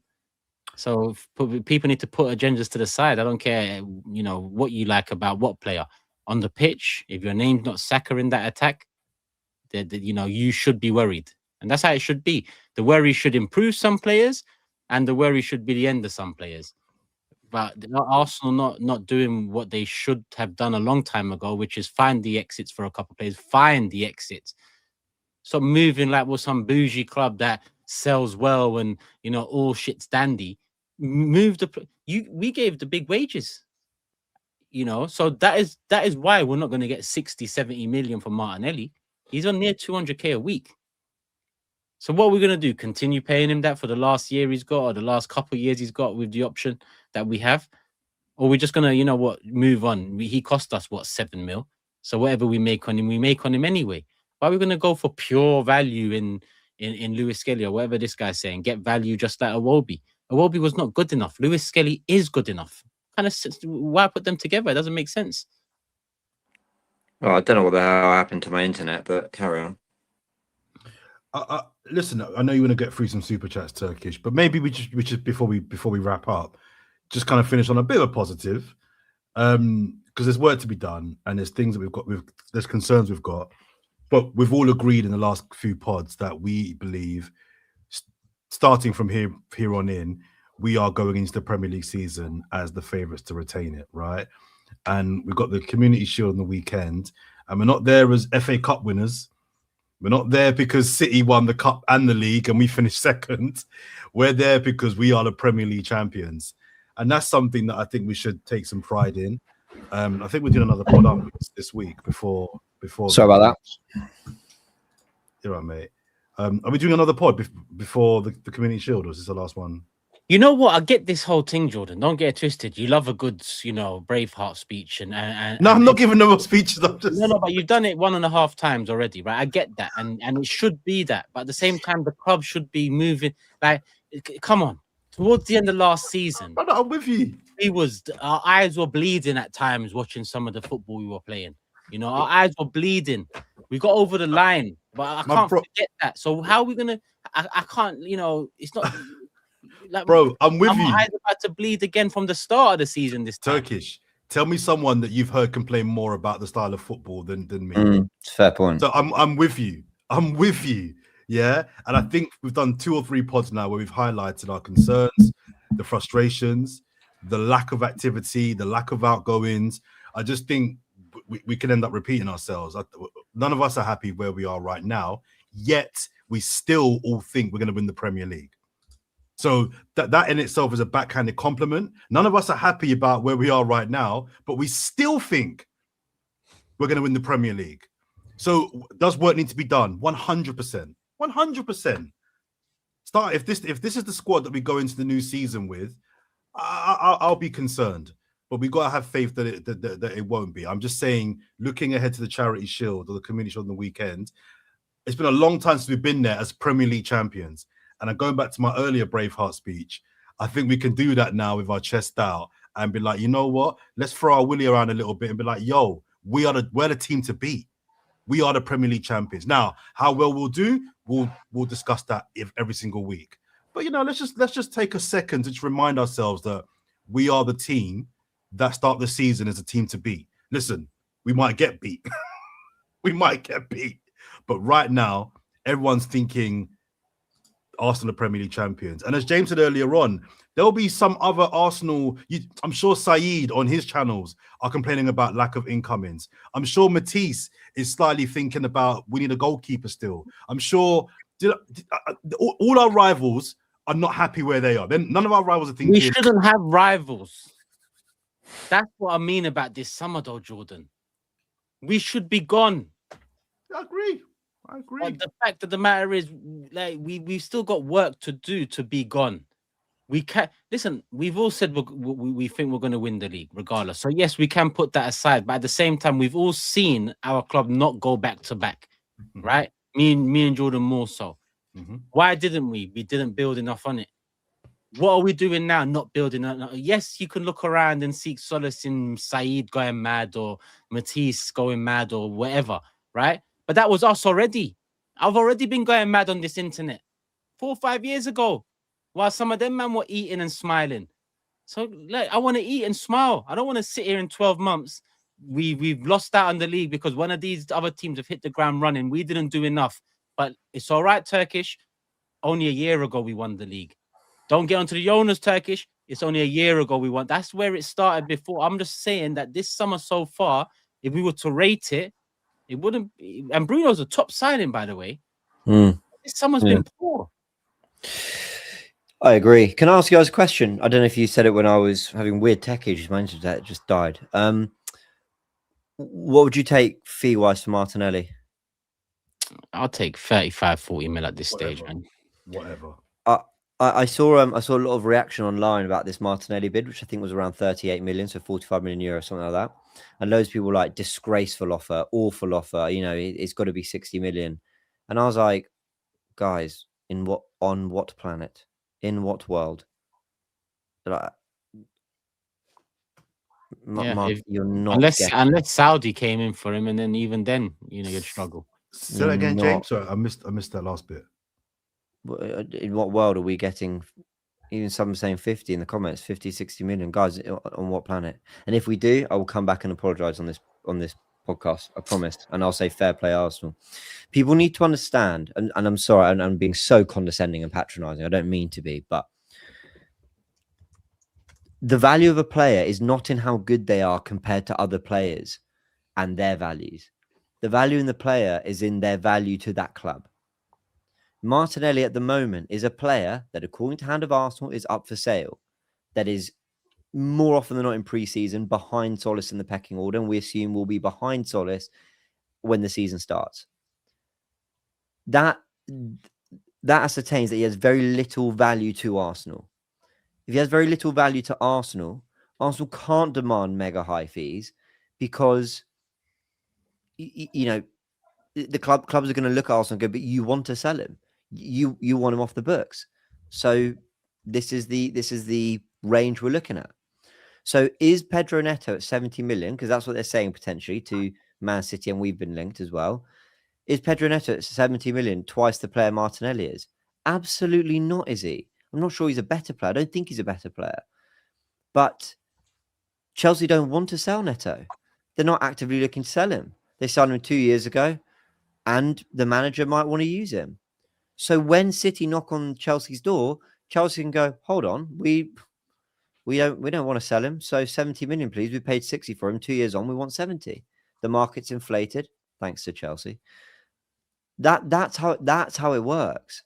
And there's a comment right now from the wise kid saying, who said he has little value? Arsenal have said he has little value. Arsenal barely used him last season compared to Trossard. I bet the minutes won't prove that now, but come on. In all the big games, Trossard was clearly the starting left winger. It's got out there via one of our most reliable sources for an Arsenal information, Hand of Arsenal, that he is up for sale, Martinelli. We haven't used him that much in pre-season. We've made it clear. What do you think Arsenal are going to put a big old banner outside the Emirates saying, by the way, Martinelli for sale, 70 million? They're never going to do that. The clues are in all these things. So the value is going to be lower. So I'm sorry, I'm with Turkish. Maybe not quite 35. I think 40, 42. I would do the deal. I'm sorry, I would. But James, what's changed in 2 years? Because we've had this conversation twice. We had it on Forever. And I said 2 years ago, I said 45 mil. Everybody who tells me I talk nonsense said, you're bugging. 80 mil. And you lot mocked me. I said he's worth 40 mil. Jordan. That was 2 years ago, James. Exactly, exactly, Jordan. I'm not trying to be rude, but that's exactly what I've just been explaining. Like 2 years ago, he'd come off the back of a 15-goal Premier League season. He had one okay season I think it was where he 3. still scored the winner against Man City. He was scoring goals in the Champions League, maybe 3. But so at the time, demanding 50, 60 made more sense. But his value has gone down and down. Sorry, I think I was being rude there to you, Jordan. I didn't No, mean no, to, no, no, but no, no, no, no, no. but I think I was. So I apologize. But that is kind of what I'm saying. Yeah, absolutely. 2 years on. Someone said 2 years ago he was still trash, James. He was. which I think is your point. I'm sorry if I was Yeah. being rude. But what I'm saying is like 2 years on. So 22-23, monster season. So we definitely weren't selling him the summer of 2023. 23-24, he was okay. Not It was amazing. It was shinier. You leave something at the front of the shop for 2 years, it gets dustier. He got dusty. He's very dusty now. Exactly. 24-25, he wasn't good. 25-26, he definitely wasn't good. So it just at least 24-25 at the moment of the James, Bernabeu. sorry, James. I think it was 3 years ago we had that season. I think it was 3 years ago. Sorry, Am I wrong? sorry, but I'm Yeah. reading the comments. But this is sorry, Yelladine said that was 4 years ago, James. Don't lie. I'm not fucking lying. Can people listen to me? I'm actually gonna get rattled now. 22-23, he was amazing. So we weren't selling him in 2023. If Arsenal ever dared to sell Martinelli in 2023, we'd have rioted. So 2024, 2 years ago, because it's 2026 now, is the first time we would have considered selling him. And even then, most Arsenal fans probably wouldn't have wanted to. They'd have said it was James. one average season. He wasn't great. What was the 15-goal season? Sorry. 22-23. That was 3 seasons ago. 3 full seasons. Ended 3 years ago. So that's and summer. 3 years ago, we would never have sold him. 15 Premier League goals or whatever. None of them were penalties. He was unbelievable. So that's what I'm saying. Only 2 years ago, we have considered the sale. Yep, that's 2024. And only last year were we like, guys, I think we have to sell him. So it's only this window and last where we've actually been like, no, I think we need to sell him. And ultimately, right, to everyone that's arguing or debating me and James' point about just taking 35, 40 now, this super chat, surely we agree on this. You accept it because it forces a new forward. Because at this stage, are you getting any of the 30, 45 mil, 55, 60 mil, whatever? Are we getting any of that? Didn't we just make record profits? So what are we arguing about? What are you, more importantly, trying to defend here? Because it doesn't go into your pockets. It's your eyes that have to actually, you pay to watch these things. And Martinelli, over the years, some of these things I've seen from him, it's been nothing short of see you later, mate. So why are we arguing about a 15, 20 mil difference as fans? Why are we defending whether the club decides to sell or not? Because we're being strong in our position in the window. The reason we're there is because of the contract. That's our own doing. So it's either you sell him for cheap or he runs it down and goes. Either way, that ain't great financially for the club. But I'll tell you what's great for the fans, something new. Yeah. And it shouldn't be a Lewis Skelly. It should be an easy decision. Martinelli is the product that should have been moved on this summer, the name. Whether that's 35, 40 mil, 55 mil. At this point, I don't give a shit. We sold enough shirts and tracksuits and tickets over the last year, 2 years to not worry about whether Martinelli goes for 40 mil or 65 fucking mil. I think what the hell are we doing? I think he'll go. I do think he'll go. I think he will. You know, sorry, Jordan. Sorry, I thought you stopped talking. That was really rude of me. Carry on. That's twice. I've been really rude to you. Well, it's fine. It's fine. You know, I've done it to you. No, carry on making your point. Sorry. I was just going to say, I think he will go. And I think that text or that message is apt as well. That will almost force the club to buy a winger because you don't go into the season with just. I know you kind of got Eze as kind of like an auxiliary type left winger. I don't know if the club think that way. So I think they see it as would then just have one out and out left-sided winger. But the question then is who comes in. So yeah. What was I going to add to that? That this has been the hardest. You guys know that I probably follow transfers like 10 times more than both of you put together. You know, I'm just like really ingrained in it, right? It's a part of the job that I kind of love and hate. It's a weird feeling about it. And I think this has been the hardest it's ever been to follow transfer windows and transfer stories. I think, and I know I'm contradicting a lot of what I said earlier, I'm caveating that now, but I think reporting has been messy. I think reporting has been confused. Even where I'm defending The Athletic and using them as a reliable source, they have also said that Arsenal, Chelsea, Man United all have conflicting stories. So I think it's been really difficult.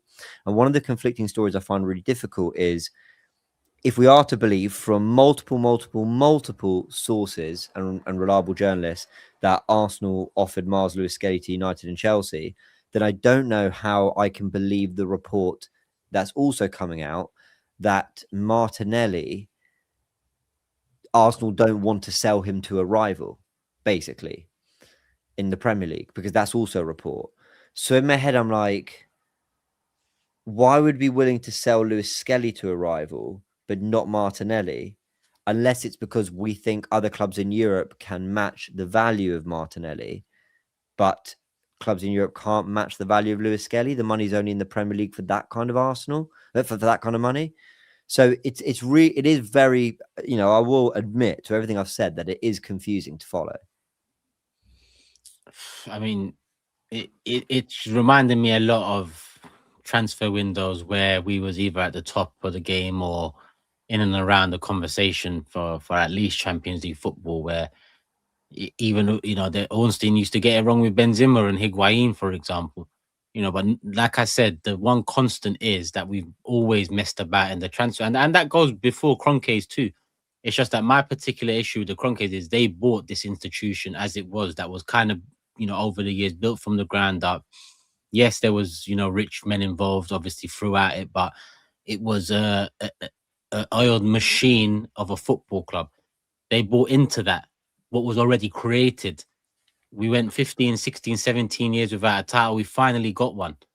We know you're rich. We know we're rich. You know, it'd be nice to just flex, you know, flex a little and just take the L's where you have to take the L's, because we've taken enough, you know, over the years. I mean, you know, a 20 million L on Martinelli is not gonna, you know, put me in a hospital bed. I've seen worse.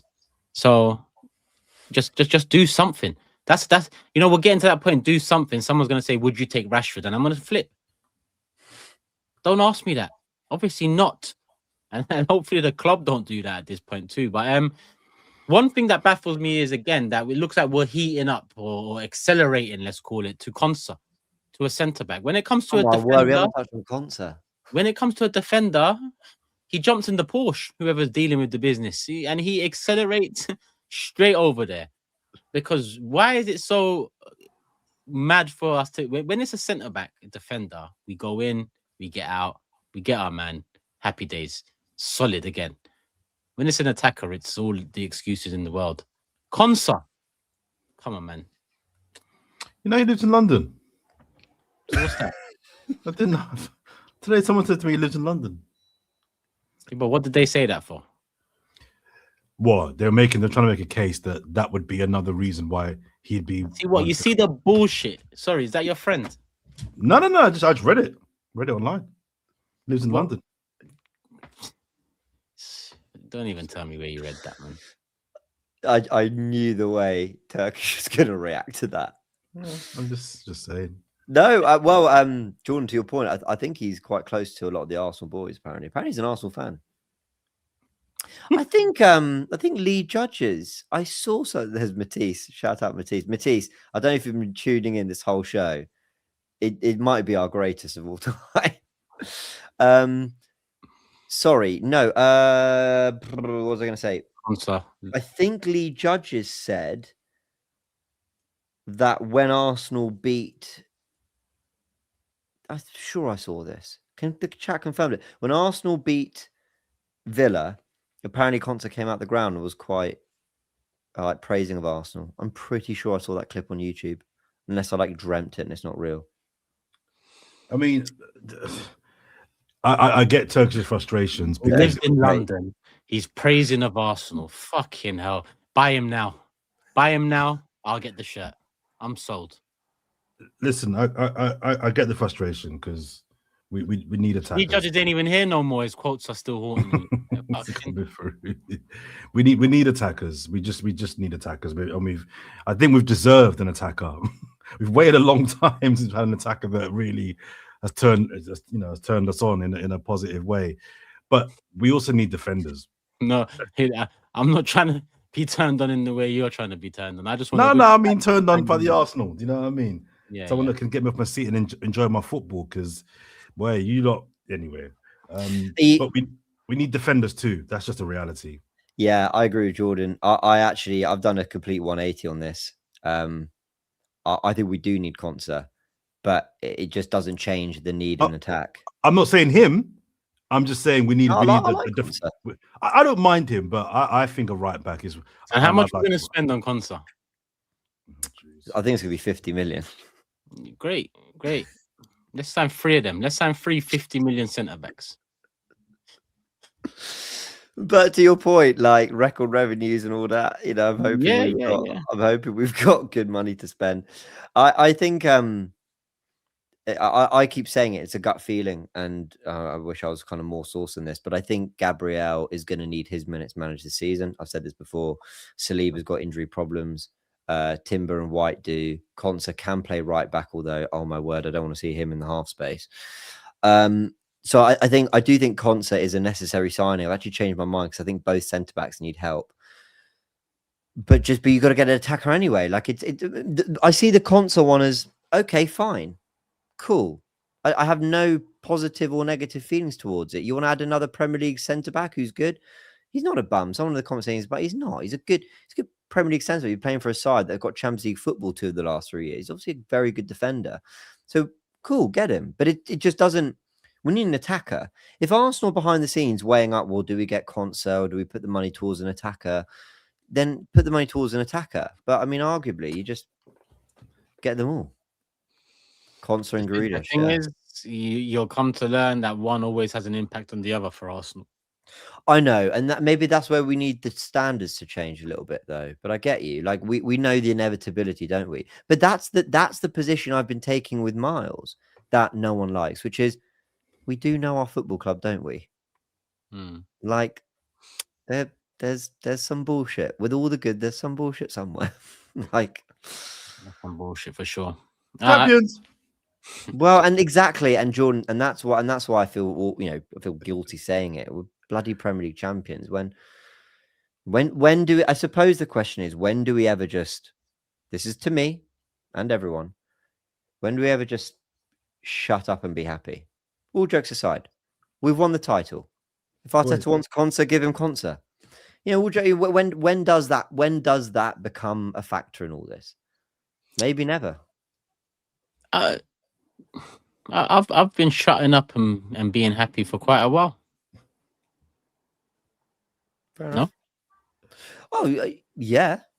That was.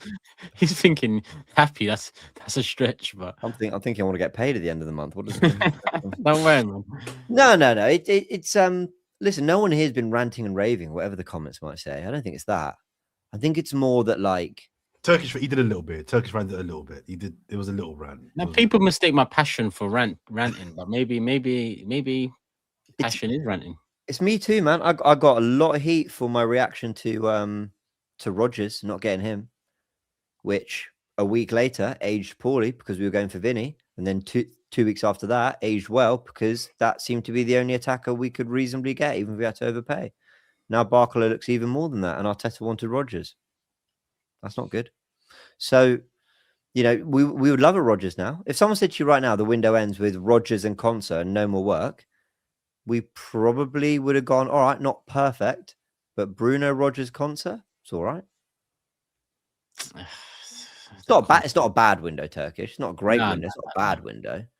And but now we're staring at a bad window. We're staring at a bad window right now. I miss Kivior all of a sudden because with Kivior you don't have an issue, and we sold him for 15 mil, like Wally's, which is insane, isn't it? Yeah. And when did we sell Kivior? When his stock was on the up. Remember that? Yeah. What a tale! Someone kick Matisse out, man. Matisse is trolling. It's 10-1. This guy's got work to do. He's got a studio to build. He's got He's got interviews to do. Trust me, man. There ain't been a branch. Bring back branching out, man. He's What's branching going on? out into our comment section. Get out of here. Go home. Around these parts.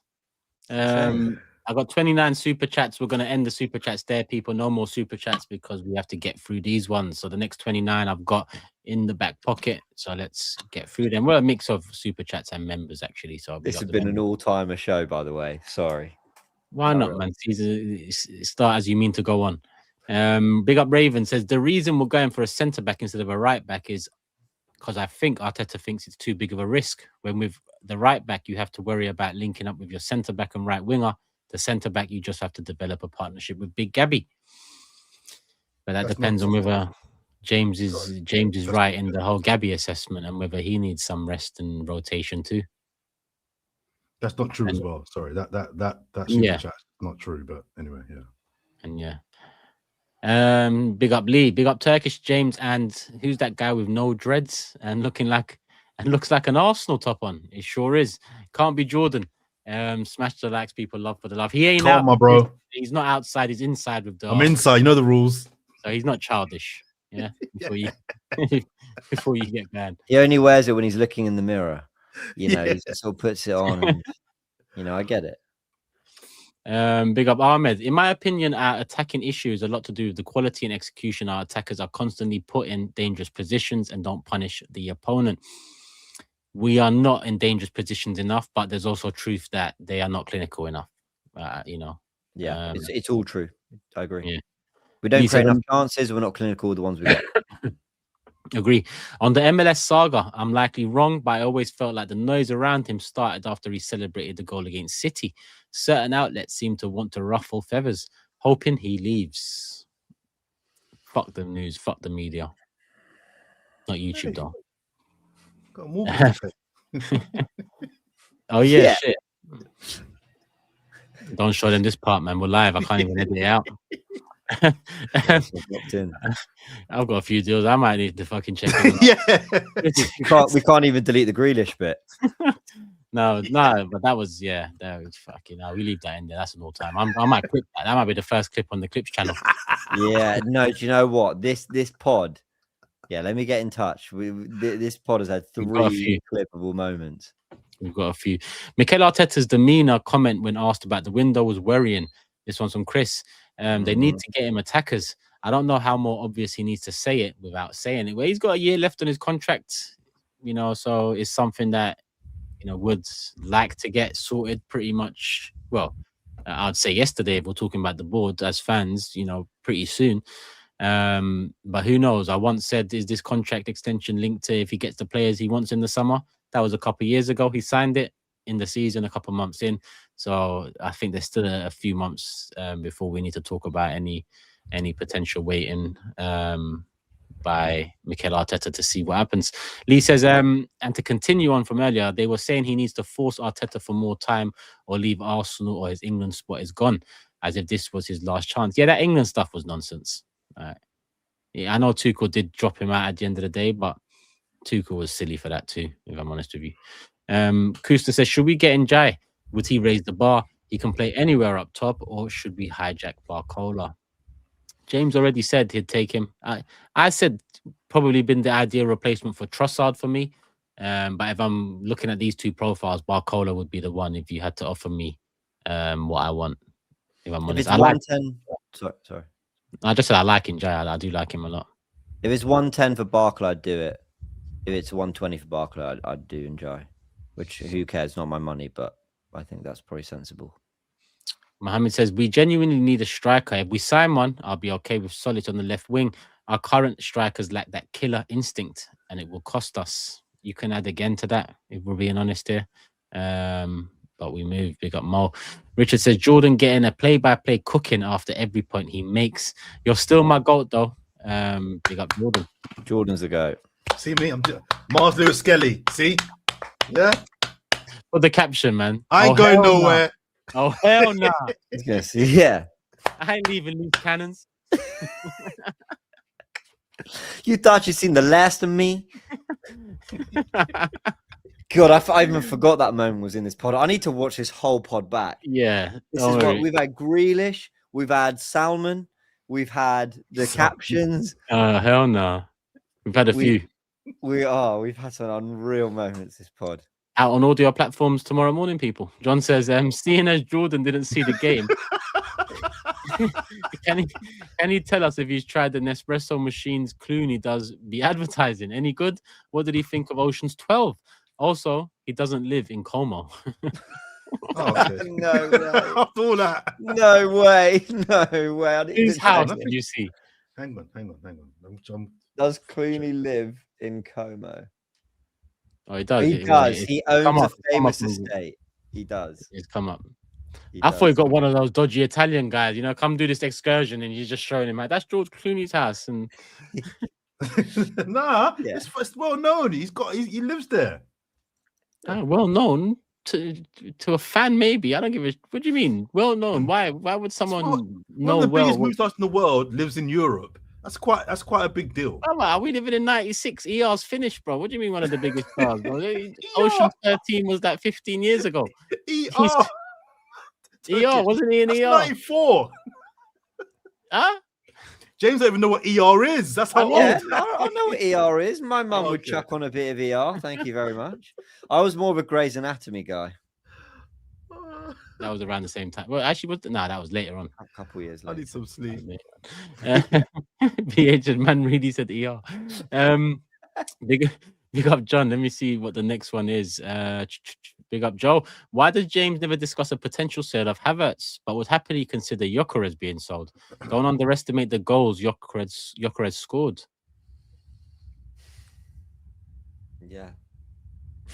Like, To be fair to James, he's done a truth about Gyökeres vid. He ain't done a truth about Havertz vid. So we know what side his bread is buttered on. also, I love the don't underestimate Gyökeres' goals when it's Havertz who scored in the Champions League final and scored the goal against Burnley. By the way, let me tell you this right now. I don't rate either of them to the level of starting week in and week out for Arsenal, but I don't dislike either of them where I want them both sold. I just don't think there's room for both. So pick and choose. But there's a Havertz hive and there's a Gyökeres hive, and I don't subscribe to either. And you smash hives off trees because they're a fucking nuisance. Yeah. There we go. It's just a shame these ones are not on trees and they're all humans. Well, I think anyway. Sorry, if there's any bee lovers out there, apologies. Bees are important to this world. Honey, everything else with it. Oxygen. I B know. movie 2 is coming out with Turkish as the main villain. Well, listen, dogs and bees link up, I'm in trouble. If dogs and bees ever want to take over this world, my door needs to be locked and bolted. If we get an elitish attacker, it'll feel fire in my belly. Right now, I have a bad feeling in the tummy. Love for the love. Yes, I'd like to know what Mikel Arteta's feeling like right now. I could have worded that in such a way that I would have had to pause the whole situation, but let's see what is. I can't even say that. Fuck it. Are you sick, Mikel? Are you feeling sick? Have you got shits, constipation? Let us know, because it's coming to that time where we need to know what's going on in that tummy. And that is it. We ended with a pause. The quality of our attack right now will hold the rest of this team back so much if we can't find anyone. Do you think we're in for another season of defending 1-0 leads again? My heart can't take it. With no attacker, I believe so. With an attacker, we still could. Because we spoke about it last show. Mikel Arteta plays a big part in this, not just for a new attacker, but for the current attackers we got that won't perform into the level we know they can last season, whether that's Eze first season or Odegaard 5th, 6th. The whole lot can improve. Arteta still has not signed a new contract. He's definitely waiting for the summer to see what happens in the window. I don't think he's happy. Well, his words today don't scream unhappiness. It screams understanding. Richard says, never mind top 6. Gyökeres wouldn't get a game at Sunderland ahead of Mr. Olympia Brobby. He's reaching Yaya Sanogo levels. Stop the torture and get rid. Harsh words. Jake says, any serious club would move on from underperforming attackers after a season or two. I don't know why we insist on holding on to ours. Well, 265. This isn't Gyökeres specific, but we do have this ability to end up with players for fucking years. Yeah. It does feel Man United have that gene as well. Chelsea, Liverpool, and I think Man City are much quicker to let go of players. Much, much, much quicker. They decide, it's not it, and they go. Gonzalo with a double header, I believe. I want better attack also. I want a better attack also, but if talent on the market is considered a dice roll, I'd rather stick with Martinelli and play him central. Martinelli central to replace Jesus and maybe a Rashford on the left. Not a dice roll. Love the show, guys. That is very much a roll of 4 dice at the same time. That is a very risky. I mean, you're saying Martinelli there and Rashford there. I mean, you've lost me because I don't even want to see Martinelli there anymore, and I do not want to see Rashford. You're putting both in my vision. I can't. I love that you love the show, but I don't love your opinion there, if I'm honest. Nice way to put it. Thanks for the super. It's better than thanks for the super chat. Ag says, chat, we can agree Jordan deserves 1 minute of silence with those comments. Is that super chat could be related to any part of the show? Any part. At least 5 parts of the show. Jordan could have had a minute silence.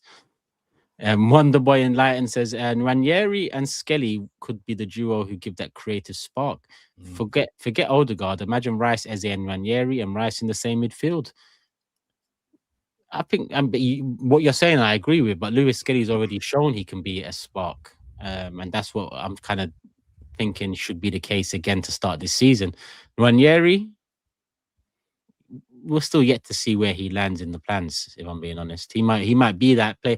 In my honest opinion, if we had to sell a player that I'd be unhappy selling, it would probably lean towards him because he doesn't seem part of the plans. But we have got other players worth money that we can sell and get a similar amount. So again, I would be upset by the sale, not understanding the sale. But if that is to be true, it just can't be Lewis Skelly. It just can't be. He's bad, James. Hasn't developed since he's been at Arsenal. Can't remember who that. I don't know who that was about. Could have been Martinelli, maybe. Gabriel Jesus can play left forward.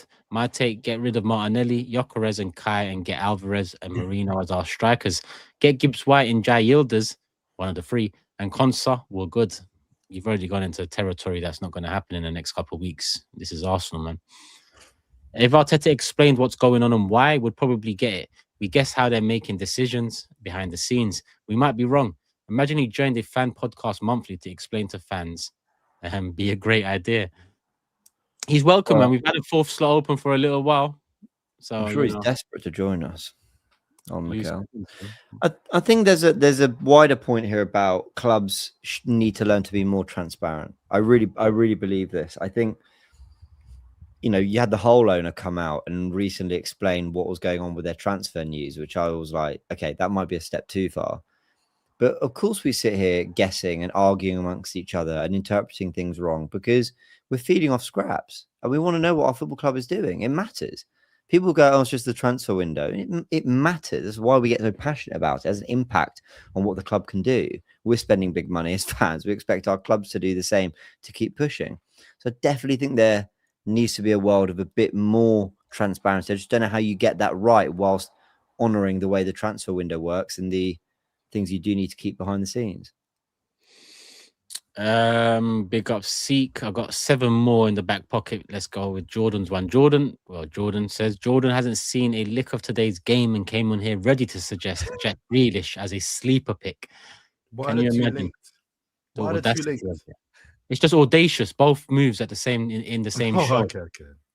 At least watch the game and then come here and give us some bullshit about Grealish. So if I watch the game, then I can suggest Jack Grealish as an option. I mean, listen, it's still a knock on the reputation, but you're taking many at once here. And just to be clear, because this is gonna be one of those ones in 2 years' time. Remember when Jordan wanted Grealish? I never said I wanted Grealish. I just asked you two, is he an upgrade on what we've got? That's all. Nah, but them kind of questions are masked, man, and we're not gonna get into that. This ain't Channel 4, brother. Please leave that over there.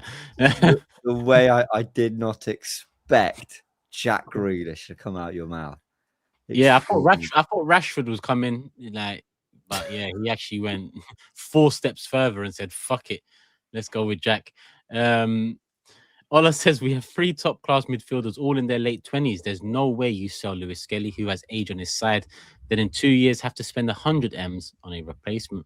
And another point I completely agree with. Wouldn't make sense. Ola says we can't eat our cake and have it. If what? Is that ain't the saying? That's Saeed's saying, isn't it? It's similar. We can't have our cake and eat it too. Yeah. That saying is rubbish. It's rubbish, isn't it? It's a rubbish thing. It doesn't make any sense. Have my cake and not eat it. Are you crazy or something? Don't give me the cake. I couldn't agree more. It's the most rubbish saying that's become so like used universally. It's crap. I agree. Jordan's working it out. You know what we're talking about, Jordan? No, I'm with you. He's in the comments. Our biggest issue is we have a lot of. Oh, I didn't even read that. Don't. Sorry to that last person super chat. I just read the cake bit and I just lost it. You got us talk. Apologies. Yeah. Dom says our biggest issue is we have a lot of good to great players. We don't have that. We don't have too many that are nailed on out and out starters. Yeah, in attack, defensive midfield we do, and our goalkeeper's 30. It's the attack again. Roy Keane says, "Can you address the elephant in the room about our attack? We have a guy on 300k that should be Salah, KDB, Hazard, Bale numbers. You blame anyone but him." We're talking about Saka here, I assume, and Saka's got a big season ahead of him. You know, on this show, I said everyone bar Saka can get it in terms of the transfer window and potential upgrades and movement. But I also mentioned on a previous show that everyone in this attack needs to improve this season, and that is, that is well and truly on Saka's doorstep as well. Whether that's because of 2 seasons where he's regressed a little, whether that be for injuries or not, he's signed a big contract too. And with a big contract, yes, you do expect better numbers, better end product for an attacker. So the pressure's there for Saka to kick on. 2 more. And says, can we look at it this way? Is there a better winger on the market that is better than Martinelli? If yes, then can we look at upgrading? Love from Australia. Yeah, simple as that. You got to ask Berta that question, not me. You got to ask Berta that question. Arteta, them lot. Garlic. Oz with the last one of the night says, to get a top tier signing, you have to monitor their contract and start to whisper in their camp. We have to be smart in getting any second tier attacker. Yeah, but a smart club would have lined up not just Vinny and all eggs in that basket for such an unlikely deal. So if we're talking being a smart club, let's question why we're here in the first place. Is that smart? Vinny or bust? That's not smart. Last one, big up Boods and Bants. Come on. Go follow him on the socials as well, Instagram and X. Shout out Turkish, big up, bro. Pod is class. We'll shout you and jump on soon. Come on. Make sure, man, because this season we're going to get the guests back in rotation, people. We will mix it up because obviously the community did let us know on one of the last shows of last season. They like a mix. Some shows with a special guest, some shows with just the 3 of us, and some shows live and maybe a 6-person special. But we will get that done this season, people. That is the last super chat. I think we've covered all the topics we need to cover. We will be back. When are we back? After on Monday, I think. Monday morning we record. No, we're live Monday. We're live Monday. Yeah, we're live until the season starts, and then we're pre-recording again. Yeah, cool. We do have a load of pre-recorded content coming out, don't we? For like looking ahead to the season and stuff coming. So yeah, the next steps and whatnot. Look out for that, people. Make sure. Big news on the horizon. But make sure you're subscribed right here. Subscribe to the Gooniverse. Football first. Call us disabled. Make sure you grab tickets for Jordan's show if you haven't done so already. Early September. I want to say 4th off the top of my head. 3rd. Got it wrong, but Jordan says 6th last time, so I got it closer than the man himself. So it's on the 3rd. If you're free, make sure you show up. If not, still show the channel. Ask about predictions. Should we do it? Let's do this as a warm-up one then, yeah? Should we do just prediction or player as well? Prediction. Let's do no idea who the fuck's going to be on that pitch. Yeah, let's just do predictions. I think we'll nick it 2-1. We'll nick another community shield. Have we got the most community shields in English history? Do we? I think United might. Maybe United, Liverpool. I'm going to go Oh, it's United. We're Yeah. second. They're on 21. We're on 17. We're closing in. I think 1-1. 1-1 penalties. 3-3. 3-3, 1-1, and a tight 2-1 from James. Do you think Jack Grealish will nick a goal for City before he signs for us on deadline He day? might make a goal for Arsenal.